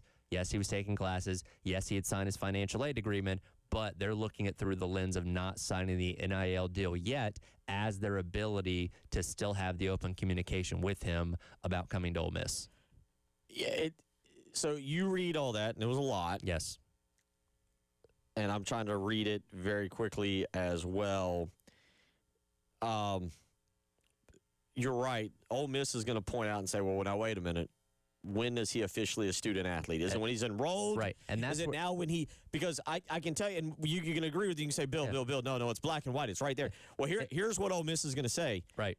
The rules have evolved and changed. Yes. He hadn't legally locked himself into a contract. I'm just telling you what Ole Miss is going to say. Yeah. He hadn't legally locked himself into a contract. Therefore, we could do it. Clemson's going to be like, what do you mean? He's sitting in a class, taking a class at Clemson. He is a student and working out an athlete. And if there was a sentence in this rule that said once a student athlete is actively on campus enrolled in classes, he officially becomes a member of that team, Ole Miss doesn't really have a leg to stand on. But it's that open-endedness right there in the middle of, okay, where does he officially qualify as a member of the team that they're, like you said, going to use in their argument for justifying what they did? And let's be honest, it's stupid. It's stupid. It's dumb. It is dumb. Because he's going to class. He's working out. By all accounts, this does fit what Ole Miss did. It does break NCAA bylaw 13.1.1.3. By all accounts.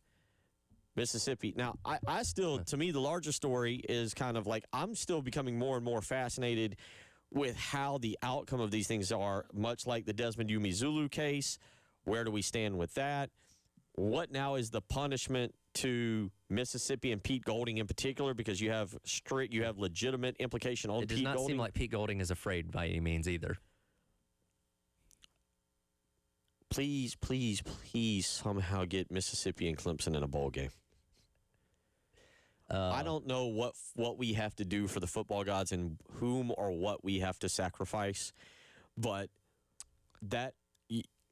all the players could opt out, and you could have Dabo and Pete Golding at midfield, just one-on-one football, and I would watch an Oklahoma drill between those two. Dabo's sneaky. He'd bite, eye gouge, fish hook. I wouldn't fight Dabo. He's one of those guys that Pete Golding looks mean, the beard and everything. Sure. But I think he's I think he's a softy. I don't know what word I can use. Dabo's scary. Dabo looks like the guy who's like going to give you Indian sunburns. Yeah. And there's going to be an eye gouging that's going to be involved. And what is a chair under the ring somewhere? Like, I'd be interested in seeing the fight. If football gods have any sense of humor, we will get these two in the Gator. Would it have to be the Gator Bowl maybe next year? We could get the Mayo Bowl, the Gator Bowl, the Mayo Bowl, Music City Bowl. None of us are pulling hard enough for Clemson to go to the playoff and get them in the playoff. Yeah, one of those mid to lower end bowl games. Yeah, it's possible. Hey, you want to talk about ratings? I get some ratings. Dear football lords, bless us with Mississippi and Clemson in a ball game next year. That's all I ask for in 2026. I'm kidding. I ask for a lot more. Hour 3 on the way.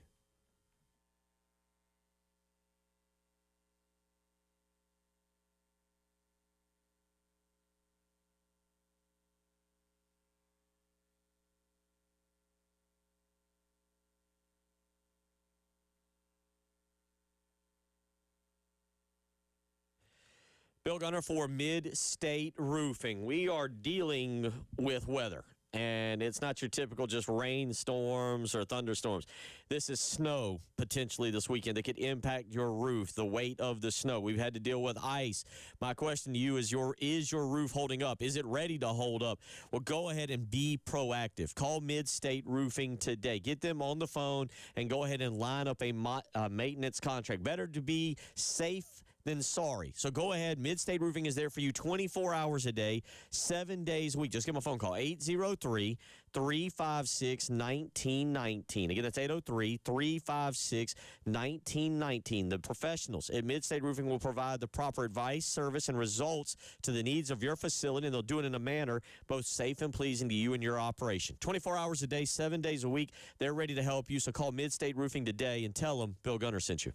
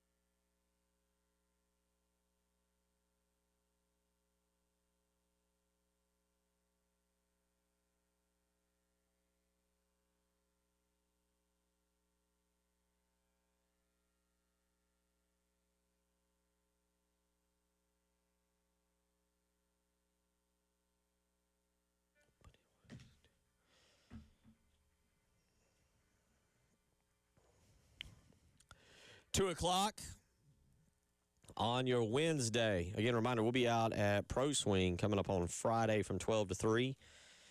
Farmers Insurance Open will be taking place. Brooks Koepka will be back.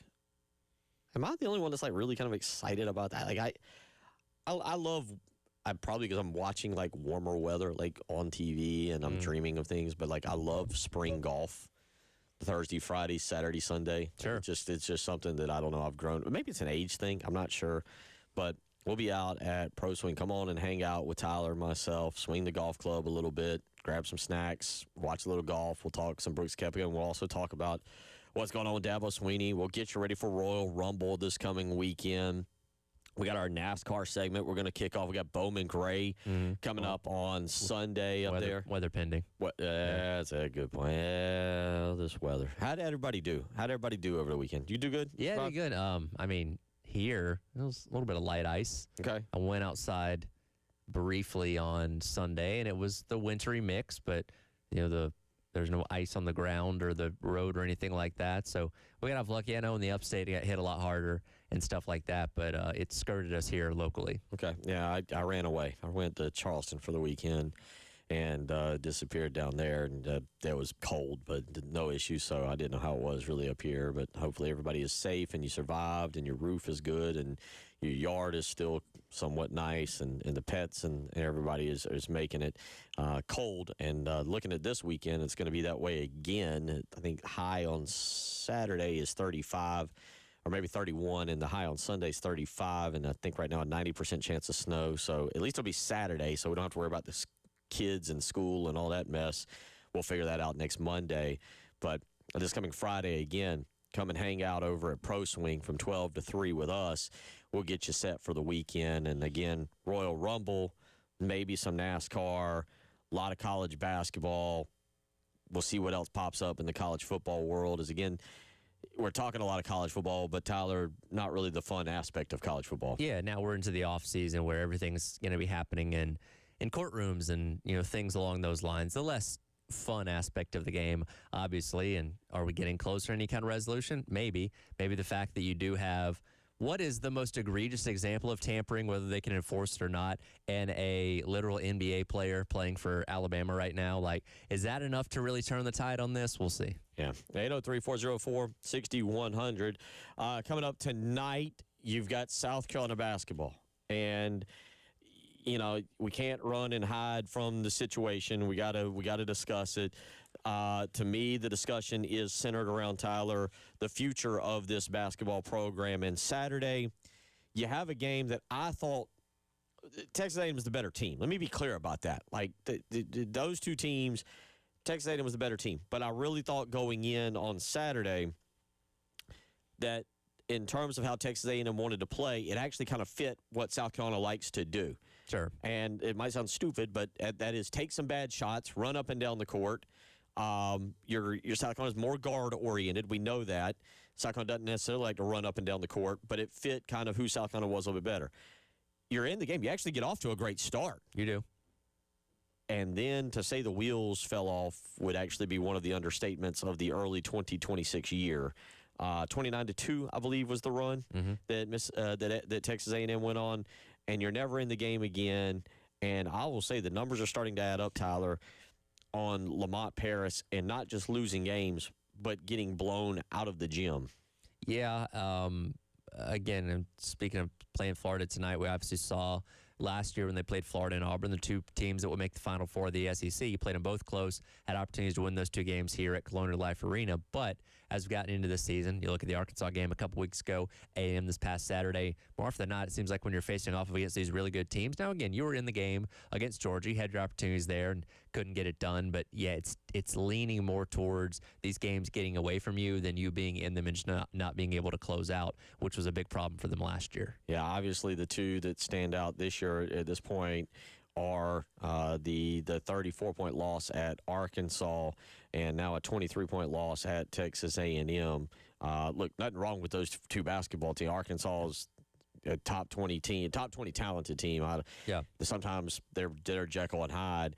Texas A&M should be a ranked team. I didn't look to see if they were yesterday. or Monday when the new polls came out.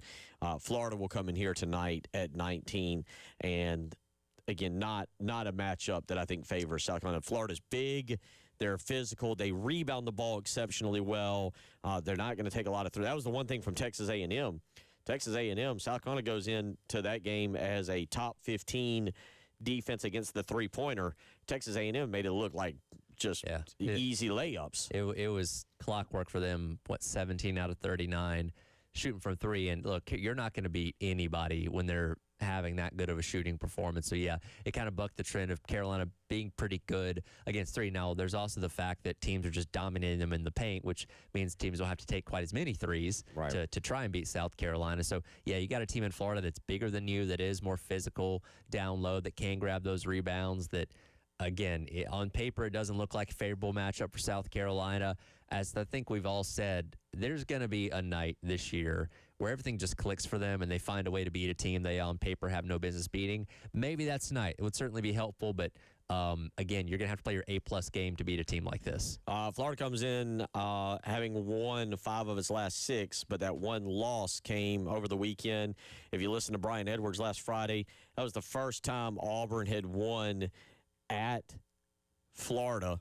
Auburn beat Florida on Saturday in over 30 years. Quite a statistic there, but Stephen Pearl and Auburn go down there. So not only that, you get an upset Florida team. They lost 76-67. You get a team who right now is fighting for NCAA seeding position. It sets up as a really tough game. And you're right. Now, if there's an upside, if you want me, let's real quick, silver lining, okay? It's a 9 o'clock game. True. That environment's going to be dead. It's a whiteout. That environment's going to be, Just saying. Reminder, tonight, if you go, wear white, by the way. I wore my white jacket today. I'm not going tonight. Wear white. Thank you for reminding everybody. Fit in with the crowd. Trick a Florida fan into wearing white. 2, Florida comes in here. They play Alabama on Saturday. And I say that because, Tyler, you've already had Todd Golden make a comment about Alabama. It's easy to kind of say that Florida's looking at South Carolina like, get out of the way. We got Alabama this coming weekend and all the mess that they are down at the O-Dome. Yeah, no, that's a realistic thing. We see that happen in all sports, particularly college basketball, quite a bit with kind of the classic letdown look-at type of game because, again, that's going to be one of the better matchups in all the SEC this year. So hopefully that is the case. Again, if you can get off to a good start and kind of dictate things yourself, you're going to have a chance in this one. But as we've talked about, and I'll be specific the way that I phrased that, the team is built for comebacks, but the way they play, they are not good at comebacks. So you need to get off to a good start because if you find yourself in a hole against Florida, you're probably not going to be able to dig your way out of it. No, so we'll see tonight that game. Again, we will have pregame coverage for you starting at 8:30 tonight. For tip-off slated for 9 o'clock. You can hear that right here on 107.5 The Game, and we will have that for you. Going to be another fun night of college basketball. Had a couple of them so far. That Arizona-BYU game on Monday night was a whole lot of fun to get into and watch. I watched a little bit more basketball last night. It is that time of year. Tennessee-Georgia tonight in the SEC. You mentioned it. Now, my other complaint was the 9 o'clock tip for South Carolina-Florida, which – at least last I looked, was 2 East Coast, Eastern time zone teams, whereas Mississippi State and LSU, as far as I'm aware, Baton Rouge, Louisiana is Central time zone, and they will tip at 7 o'clock. Yes, for some reason. Is Auburn Central time zone, or are they on the... Auburn Central. Okay, also that one, Texas and Auburn, 7 p.m. I don't get it. Nobody does. Two Eastern time zone teams should not be playing each other at 9 o'clock. No, and that's an old man rant from me, but Tyler's 29. You're 29, right, or 28? 29. 29, yeah. Good. You join me on that old man rant. Join me right there. Just come on over to my side. As the cookie on the table. As the person that has to get Paris's post-game audio that will not be available until well after 11:30, I appreciate earlier tip times too. There you go. All right, we'll get it. We'll discuss that more tomorrow. Houston and TCU tonight also at 9 o'clock. A game worth checking out. Houston's a lot of fun to watch. 803-404-6100. Breaking news earlier today, about an hour ago. Jake McCoy, South Carolina, expected Friday night starting pitcher, will miss the 2026 season with a torn UCL. He has put out a statement. Paul Maneri has put out a statement already today. Coming up next, John Whittle will join us. We kind of snagged him on the fly today to discuss this. What does it mean for South Carolina's pitching staff? What does it mean for the rotation? Shoot, Tyler, what does it mean for expectations? How do we have to recalibrate now what we think, or do we recalibrate what we think? Can you afford to recalibrate? Can you afford? That's a great question. We'll catch up with John Whittle when we come back. You're listening to the Halftime Show.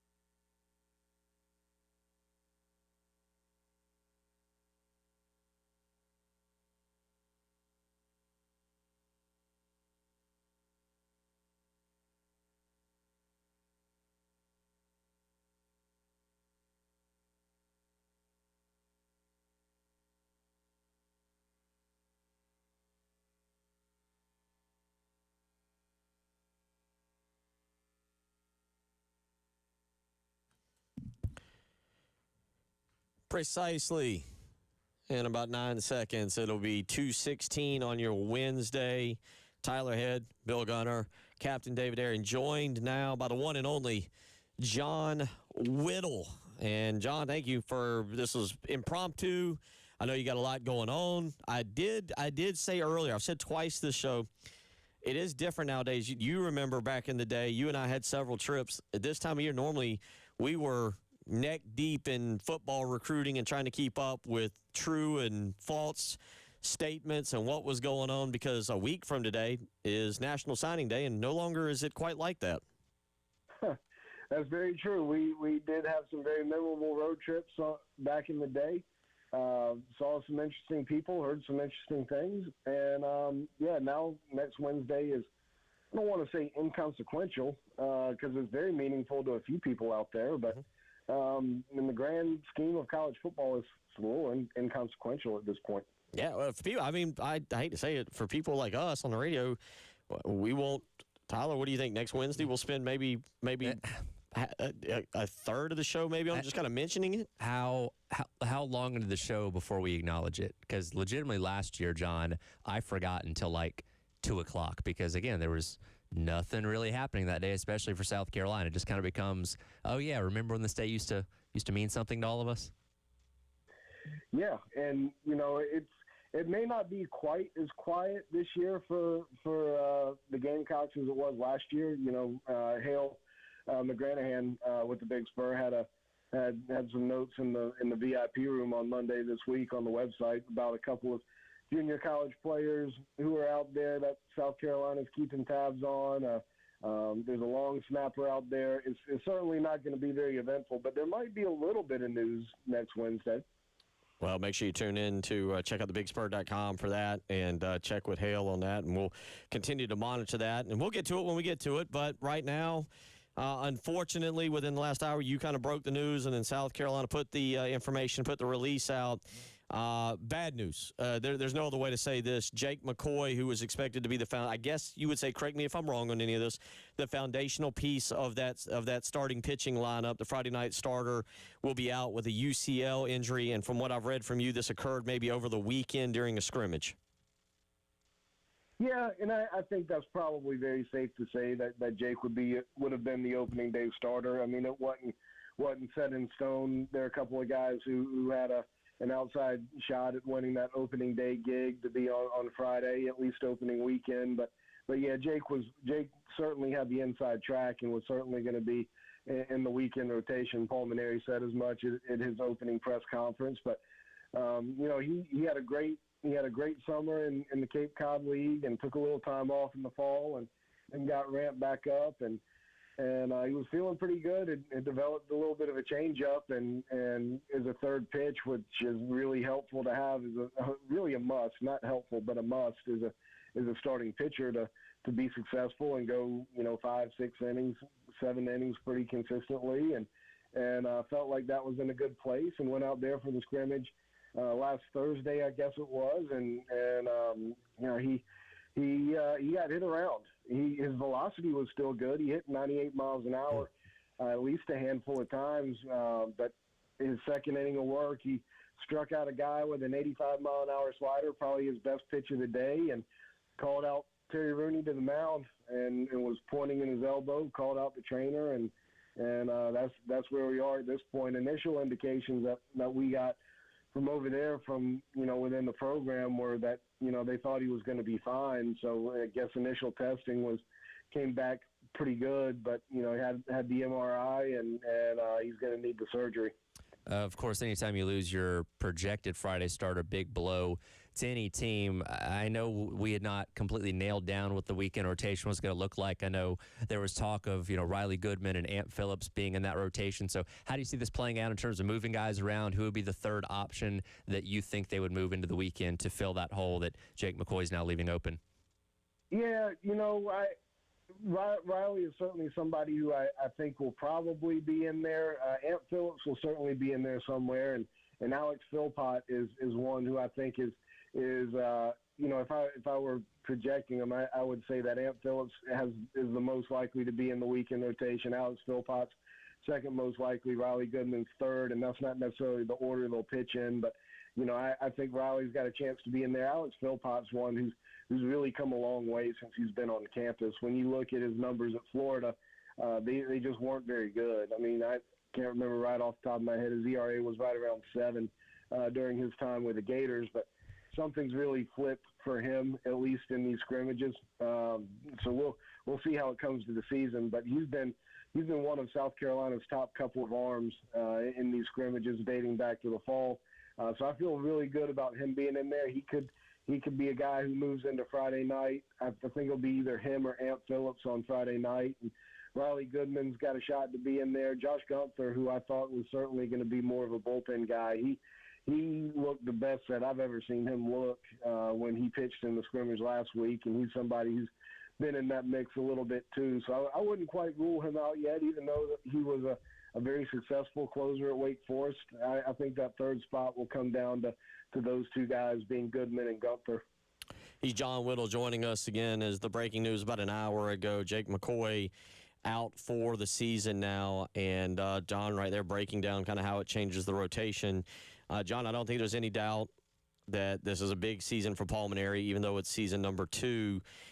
As we all adjust to this news, and now we kind of wait to see the fallout, some of the things you just talked about, a lot of stuff still to be decided. You mentioned the rotation stuff there. How does this immediately maybe change your perception of the season, change your expectation of the season? I think I had you on several weeks ago, and I asked you kind of very quickly at the very end of a segment about baseball. I think you said you almost were uncertain. You didn't know. You don't know what to expect. How does this maybe change what fans or what we should expect from South Carolina baseball this year? Well, a couple of things on that. When you go into a season, when you're building a roster, you've got to figure that you're going to lose at least a couple of pitchers in a given year. That's every program, especially when you're recruiting really good players who are hard throwers. Those arm injuries kind of go hand in hand with those guys who throw really hard. And if you're going to recruit a bunch of really hard throwers, you're going to have some arm injuries. So you've got to plan for there to be a couple of guys who you lose. And you hope that I don't want to say the right guys get hurt, but you know what I mean. You don't want to lose some of your best, but you got to expect some guys are going to get hurt. And, from the start of the fall, the word that they've been saying, and I agree with, is, the depth of the pitching staff is the strength of this team. And, you've lost one pitcher so far, and obviously a very good one, but it's something that you're going to have to absorb. And every team goes through this. There's not going to be an SEC team. There's not going to be a team in the league that doesn't lose at least a guy or two to Tommy John surgery this year. So South Carolina had a big one. They're going to have to absorb it. I think South Carolina's got some options, as we discussed, to fill that role. And, some other guys are just going to have to step up and keep backfilling as guys get promoted, so to speak. So, in terms of, changing the trajectory of the season, I mean, I could sit here and tell you that it's going to be really detrimental, but it's one of those things that, yeah, it's going to hurt, but it's something that you're going to have to adapt and not use as an excuse. A couple of years ago, back in 22, when, 2 of the 3 pitchers who were supposed to be in the opening weekend rotation were lost. And then the next weekend, one of those guys who filled in was lost for the year. Talking about Josiah Seitler and James Hicks and Noah Hall, maybe. I can't remember who the other one was. Maybe Julian Boswick. Anyway, those guys lost 3 starting pitchers, 3 of their top 4 starting pitchers by the second week of the season. And, it was a disaster. The next year, pretty good in terms of keeping guys healthy, but, it's just something that teams are going to have to go through, and South Carolina is going to have to do that too. And if you have a deep pitching staff, you should be able to absorb one loss. Again, this entire pitching staff going to look radically different for the most part from where it was a year ago. And one of the points of emphasis going into the offseason from this staff was getting guys in here that throw harder. I know you guys have all been out there watching the scrimmages, through the fall and through the spring so far. Just from an eyeball standpoint, does it look like this is a much harder throwing team than they were a year ago? Yeah, I would say yes. When you add guys like Alex Philpott in there and Amp Phillips can get it up there pretty decently. 90, 92, 93 is where he'll typically be, up to 94, maybe a 95 in there.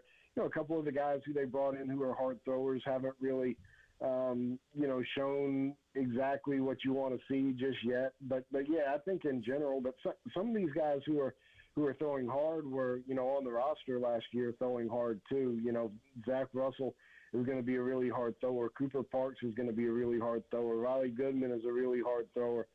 Even though he was hurt last year, that's kind of an addition by itself. But there's certainly more velocity on this team this year than there was last year, with guys who are expected to throw significant roles. You kind of flash back to last year and some of those guys who were some more 89 to 90, 91. The guys who are supposed to be in those roles this year typically are a little bit harder throwers. So yeah, I think you're seeing that in some ways, but not every guy they throw out there is going to be a fireballer. One guy who I didn't mention, Bradley Hodges from Virginia, he's been kind of in that mix for a starting rotation spot. He's more of a 88 to 90 mile an hour guy. So, Parker Marlott is still kind of Parker Marlott. I mean, he's going to throw significant innings. So not everybody's going to be a fireballer, but there are certainly some traits of more hard throwers this year. About a minute and a half, so just kind of real quick touch on this. How you've seen KJ Scobie performing so far as they kind of trying to figure everything out with him. And then we talked with Monty Lee about Talmadge, Lee Croy, and possibly being more of a leader. To be a leader, you got to do a little bit more and you got to play a lot more. How have those two guys in particular performed in your eyes so far? I would say just watching Talmadge LaCroix, he's probably been the best overall player so far this preseason, and can make the case for the fall too. He's been really, really good, and in the build up to this, he got some flowers going into last season for how he played in the preseason, but he's not been one of those guys who's always performed great in the fall and then done poorly in the season. He's kind of performed about the same way. I've got really high hopes for Talmadge for what he's got going this year. I think he's got a chance to have a really good final season in college baseball. I think KJ Scobie's made a tremendous jump. He didn't have a great day yesterday at the plate in the scrimmage, but last year he got out of the strike zone with his swings quite a bit. His plate discipline wasn't very good, and that's something that I think has grown tremendously, not even just from last year, but even from the fall. And he's looked really good at shortstop. I think KJ's got a chance to have a really good season too. Those two guys would be the ones I would highlight as ones who stand out, just in general in terms of position players. John, we always appreciate it. I know it's kind of last minute and you got a lot going on, but we do appreciate you finding 15 minutes for us, and we'll certainly be catching up with you in the coming weeks. And hopefully for your sake and everybody's sake that covers baseball, it warms up for you for opening day in about 3 weeks. Yeah, absolutely. Always appreciate you and Tyler having me on. Y'all have a good afternoon. Glad to do it. Thanks. John Whittle, thebigspur.com. Continue to check out the Big Spur there. He and Hale and Alex and all of them, they do an incredible job. And as you already mentioned, signing day coming up, maybe some news to keep an eye on. But then definitely following John for all the baseball updates. He's got some more baseball scrimmage impressions that you can go and read about as we get ready for a very big season for Pulmonary and the Gamecocks. We'll come back, finish up some thoughts on that, talk a little basketball, and get into a few more football things. You're listening to The Halftime Show.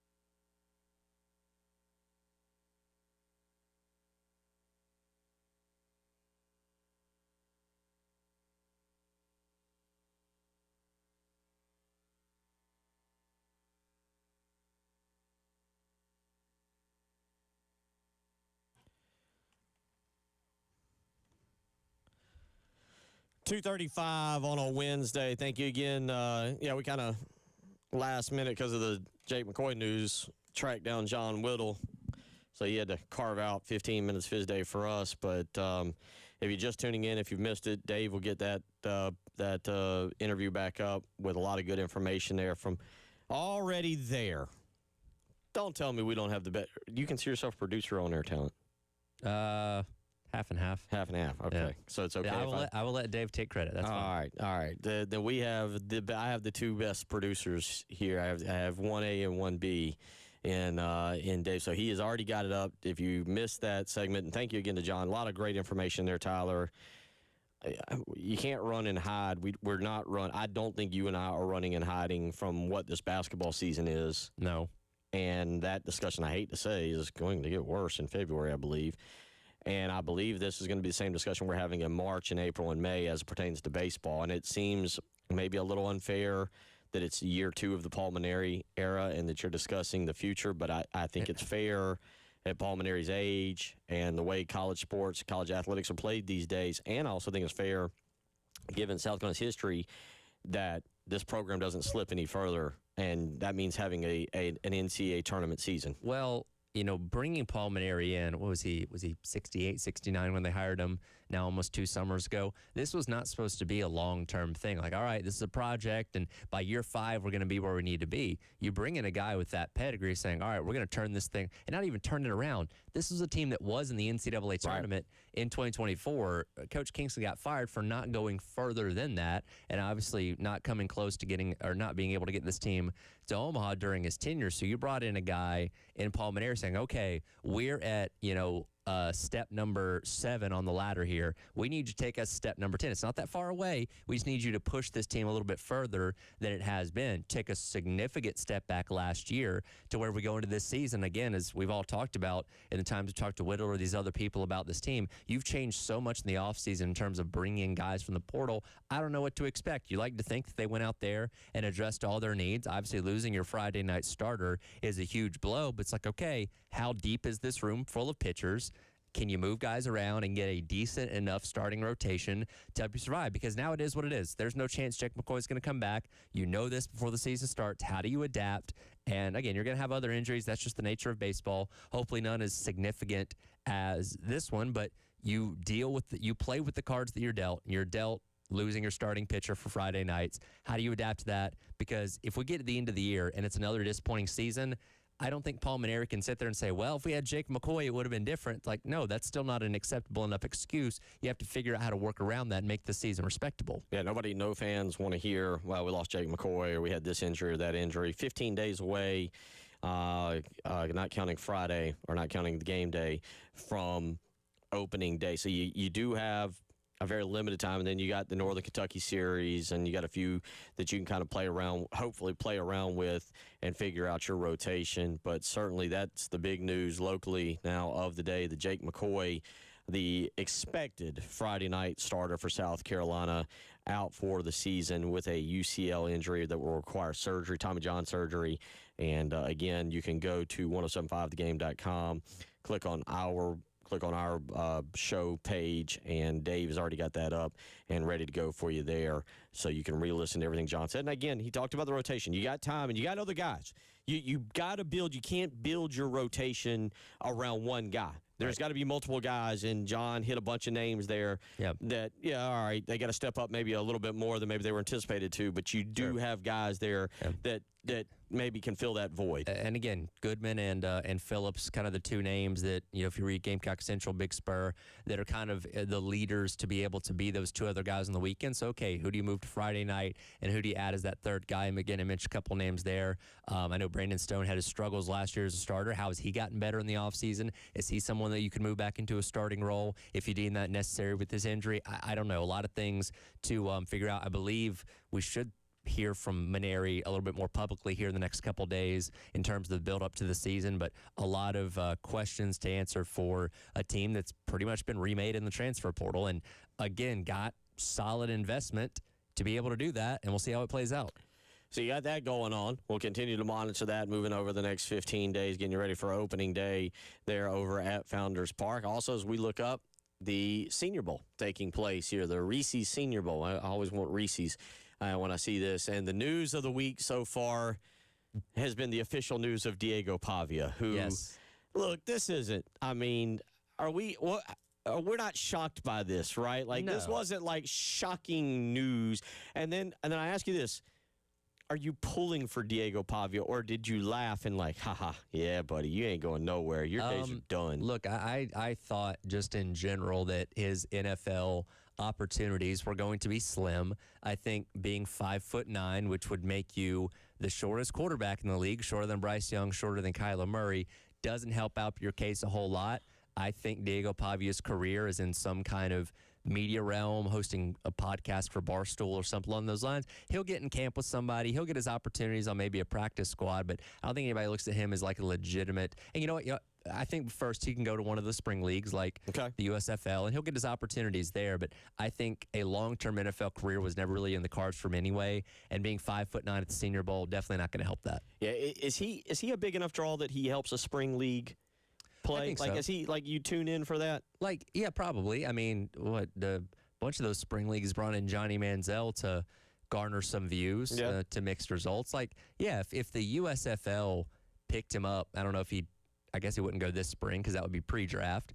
But like in 2027, if you're like, hey, Diego Pavia's playing for the Michigan Panthers, would that make you want to tune in to see what he could do? Sure. Would it make sense for him to go ahead? It doesn't preclude you from being in the NFL draft. It's not like it's, I wonder that with this spring league, you move that up and you let guys play a little bit and then they could be drafted and somebody's holding their rights. You just think about the way the NFL does things and everything. But if he was to go and play instead of just doing the Senior Bowl here, which, look, what he's doing right now where they've got the televisions on, they're showing him he's going as I don't even know if there's a defense. But he looks like he's doing 11 versus none air passing. Yeah. Playing in that spring league, at least you look at him and you go, okay, well, he can play in this league or he can play in that league. Which would he be willing to change positions in the NFL? I don't know how good of a defensive back he could be. I don't know. But like, would he be willing to do that? I don't know. Maybe a really small slot receiver or something along those lines, running back. Like, would he be open to changing his position? That could help him have maybe a longer term NFL future. We'll see. We'll see with Diego Pavia, and then they flip over, and there's T.J. Parker from Clemson, who's, at least from what I've read, Tyler, has had a very good week there and kind of upped his take. One other thing earlier this week was Brandon Cisse getting another first round draft trade. This one going to the Seahawks, I believe. Yeah. From I believe it was Mel Kiper was who put that out. Yeah, and not surprising. Again, it seems like Carolina's always got at least one guy kind of floating around that conversation of being a relatively high draft pick from the DB room. And for as tough as this season was, I think we looked at what Brandon Cisse did and say, I got a really good season here for South Carolina, all things considered. And again, would just be another feather in the cap for a guy like Torian Gray sending another DB to the league. Well, yeah. I mean, I'm with you. It's definitely a feather in his cap, but for South Carolina, maybe a little frustrated. You're frustrated you didn't get more out of it, I guess. And again, most of his development came at NC State, but still he ended his career in college with you, so there's something to be said about that. 803-404-6100. We'll come back and we'll wrap up the Wednesday show. It is the halftime show.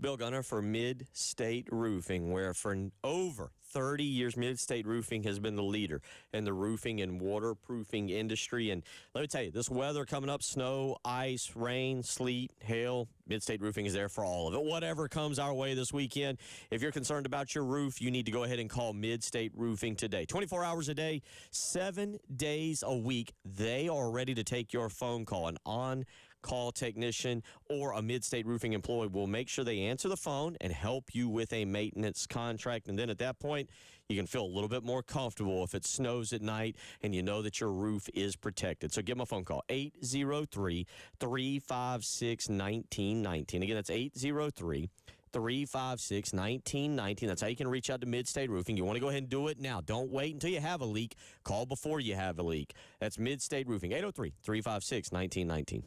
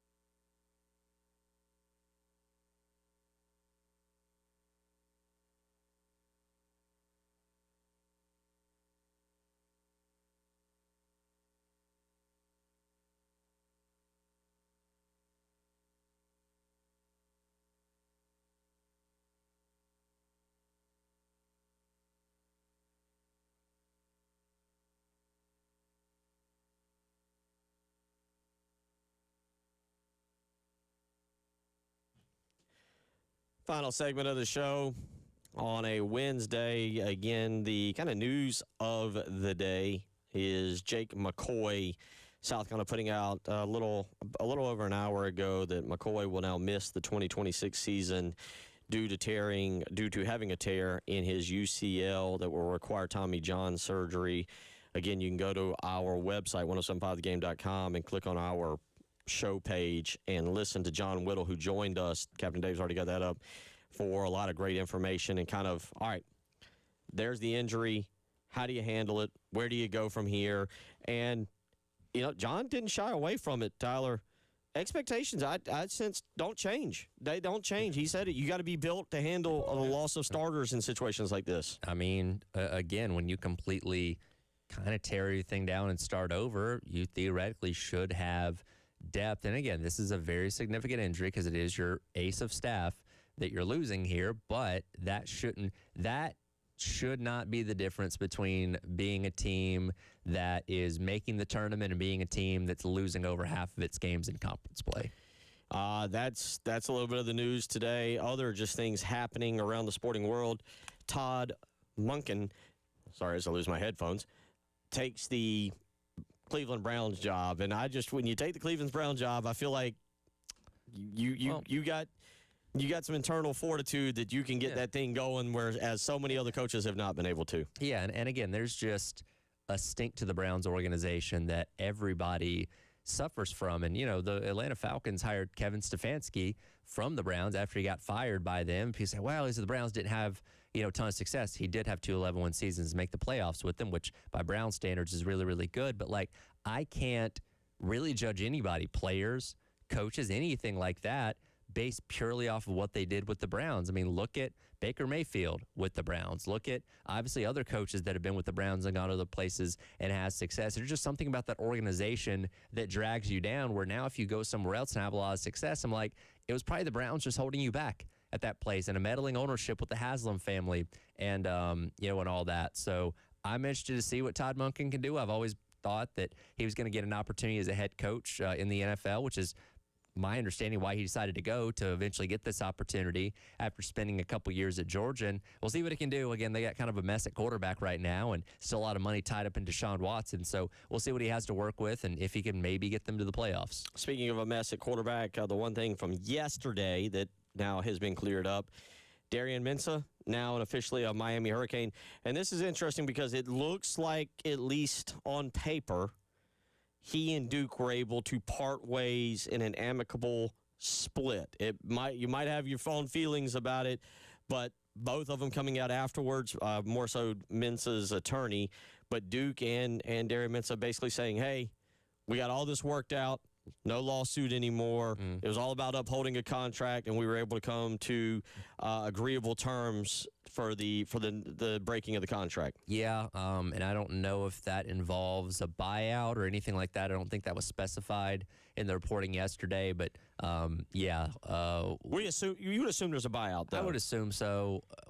How that worked out, we don't know. Again, they didn't give us the details on that, but I thought if this got drug out, it could get really messy. It seems like they decided to settle it pretty quickly. Miami gets what they want. I'm assuming Duke's going to get paid back the money that they were going to be paying Darian Mensah. Now, I know they were trending towards some transfer portal quarterbacks, so they're trying to figure that situation out. But Miami seemingly has its replacement for Carson Beck now. Yeah, I'm hoping we get a little bit more information. Duke did not release the terms of the settlement, but had said the agreement suitably addressed the school's primary concerns. Mensah's NIL deal for this coming year was expected to be close to $4 million. He had signed a multi-year deal last year that would have locked him into Duke, and then back on December 19th announced his return to Duke instead of going pro, only to reverse course on January 16th. Therefore, this goes back to the Luke Farrelly situation, whereas Farrelly had not officially signed, Darian Mensah had. Now, what we don't have is Manny Diaz coming out and saying, yeah, Miami tampered with Derek. Because, look, do we think that Darian Mensah on his own was like, oh, wait, Carson Beck is graduating and Miami needs a quarterback, and I'm a quarterback. Yeah.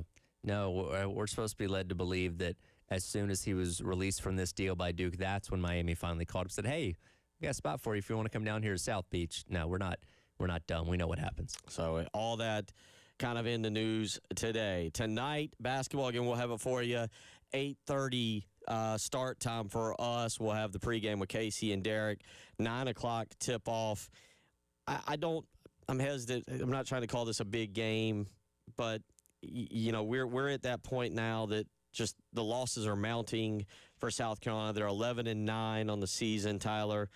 This is now getting to a point, again, it's not about what you're doing now. It's about what are we doing for the future. Are we going to continue down this path?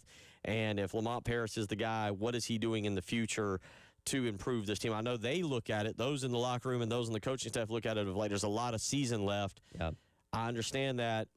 I think also you and I can look at it and kind of see what is taking place here. Yeah, and look, if you win this game tonight against Florida, that doesn't magically change everything about your season, but it gives you something more than you've had as far as optimism so far this season to go off of, and maybe you could build on that if you end up pulling off the win. But yeah, if it's another loss tonight, then it's like, all right, where are you finding your silver linings and kind of what happens next?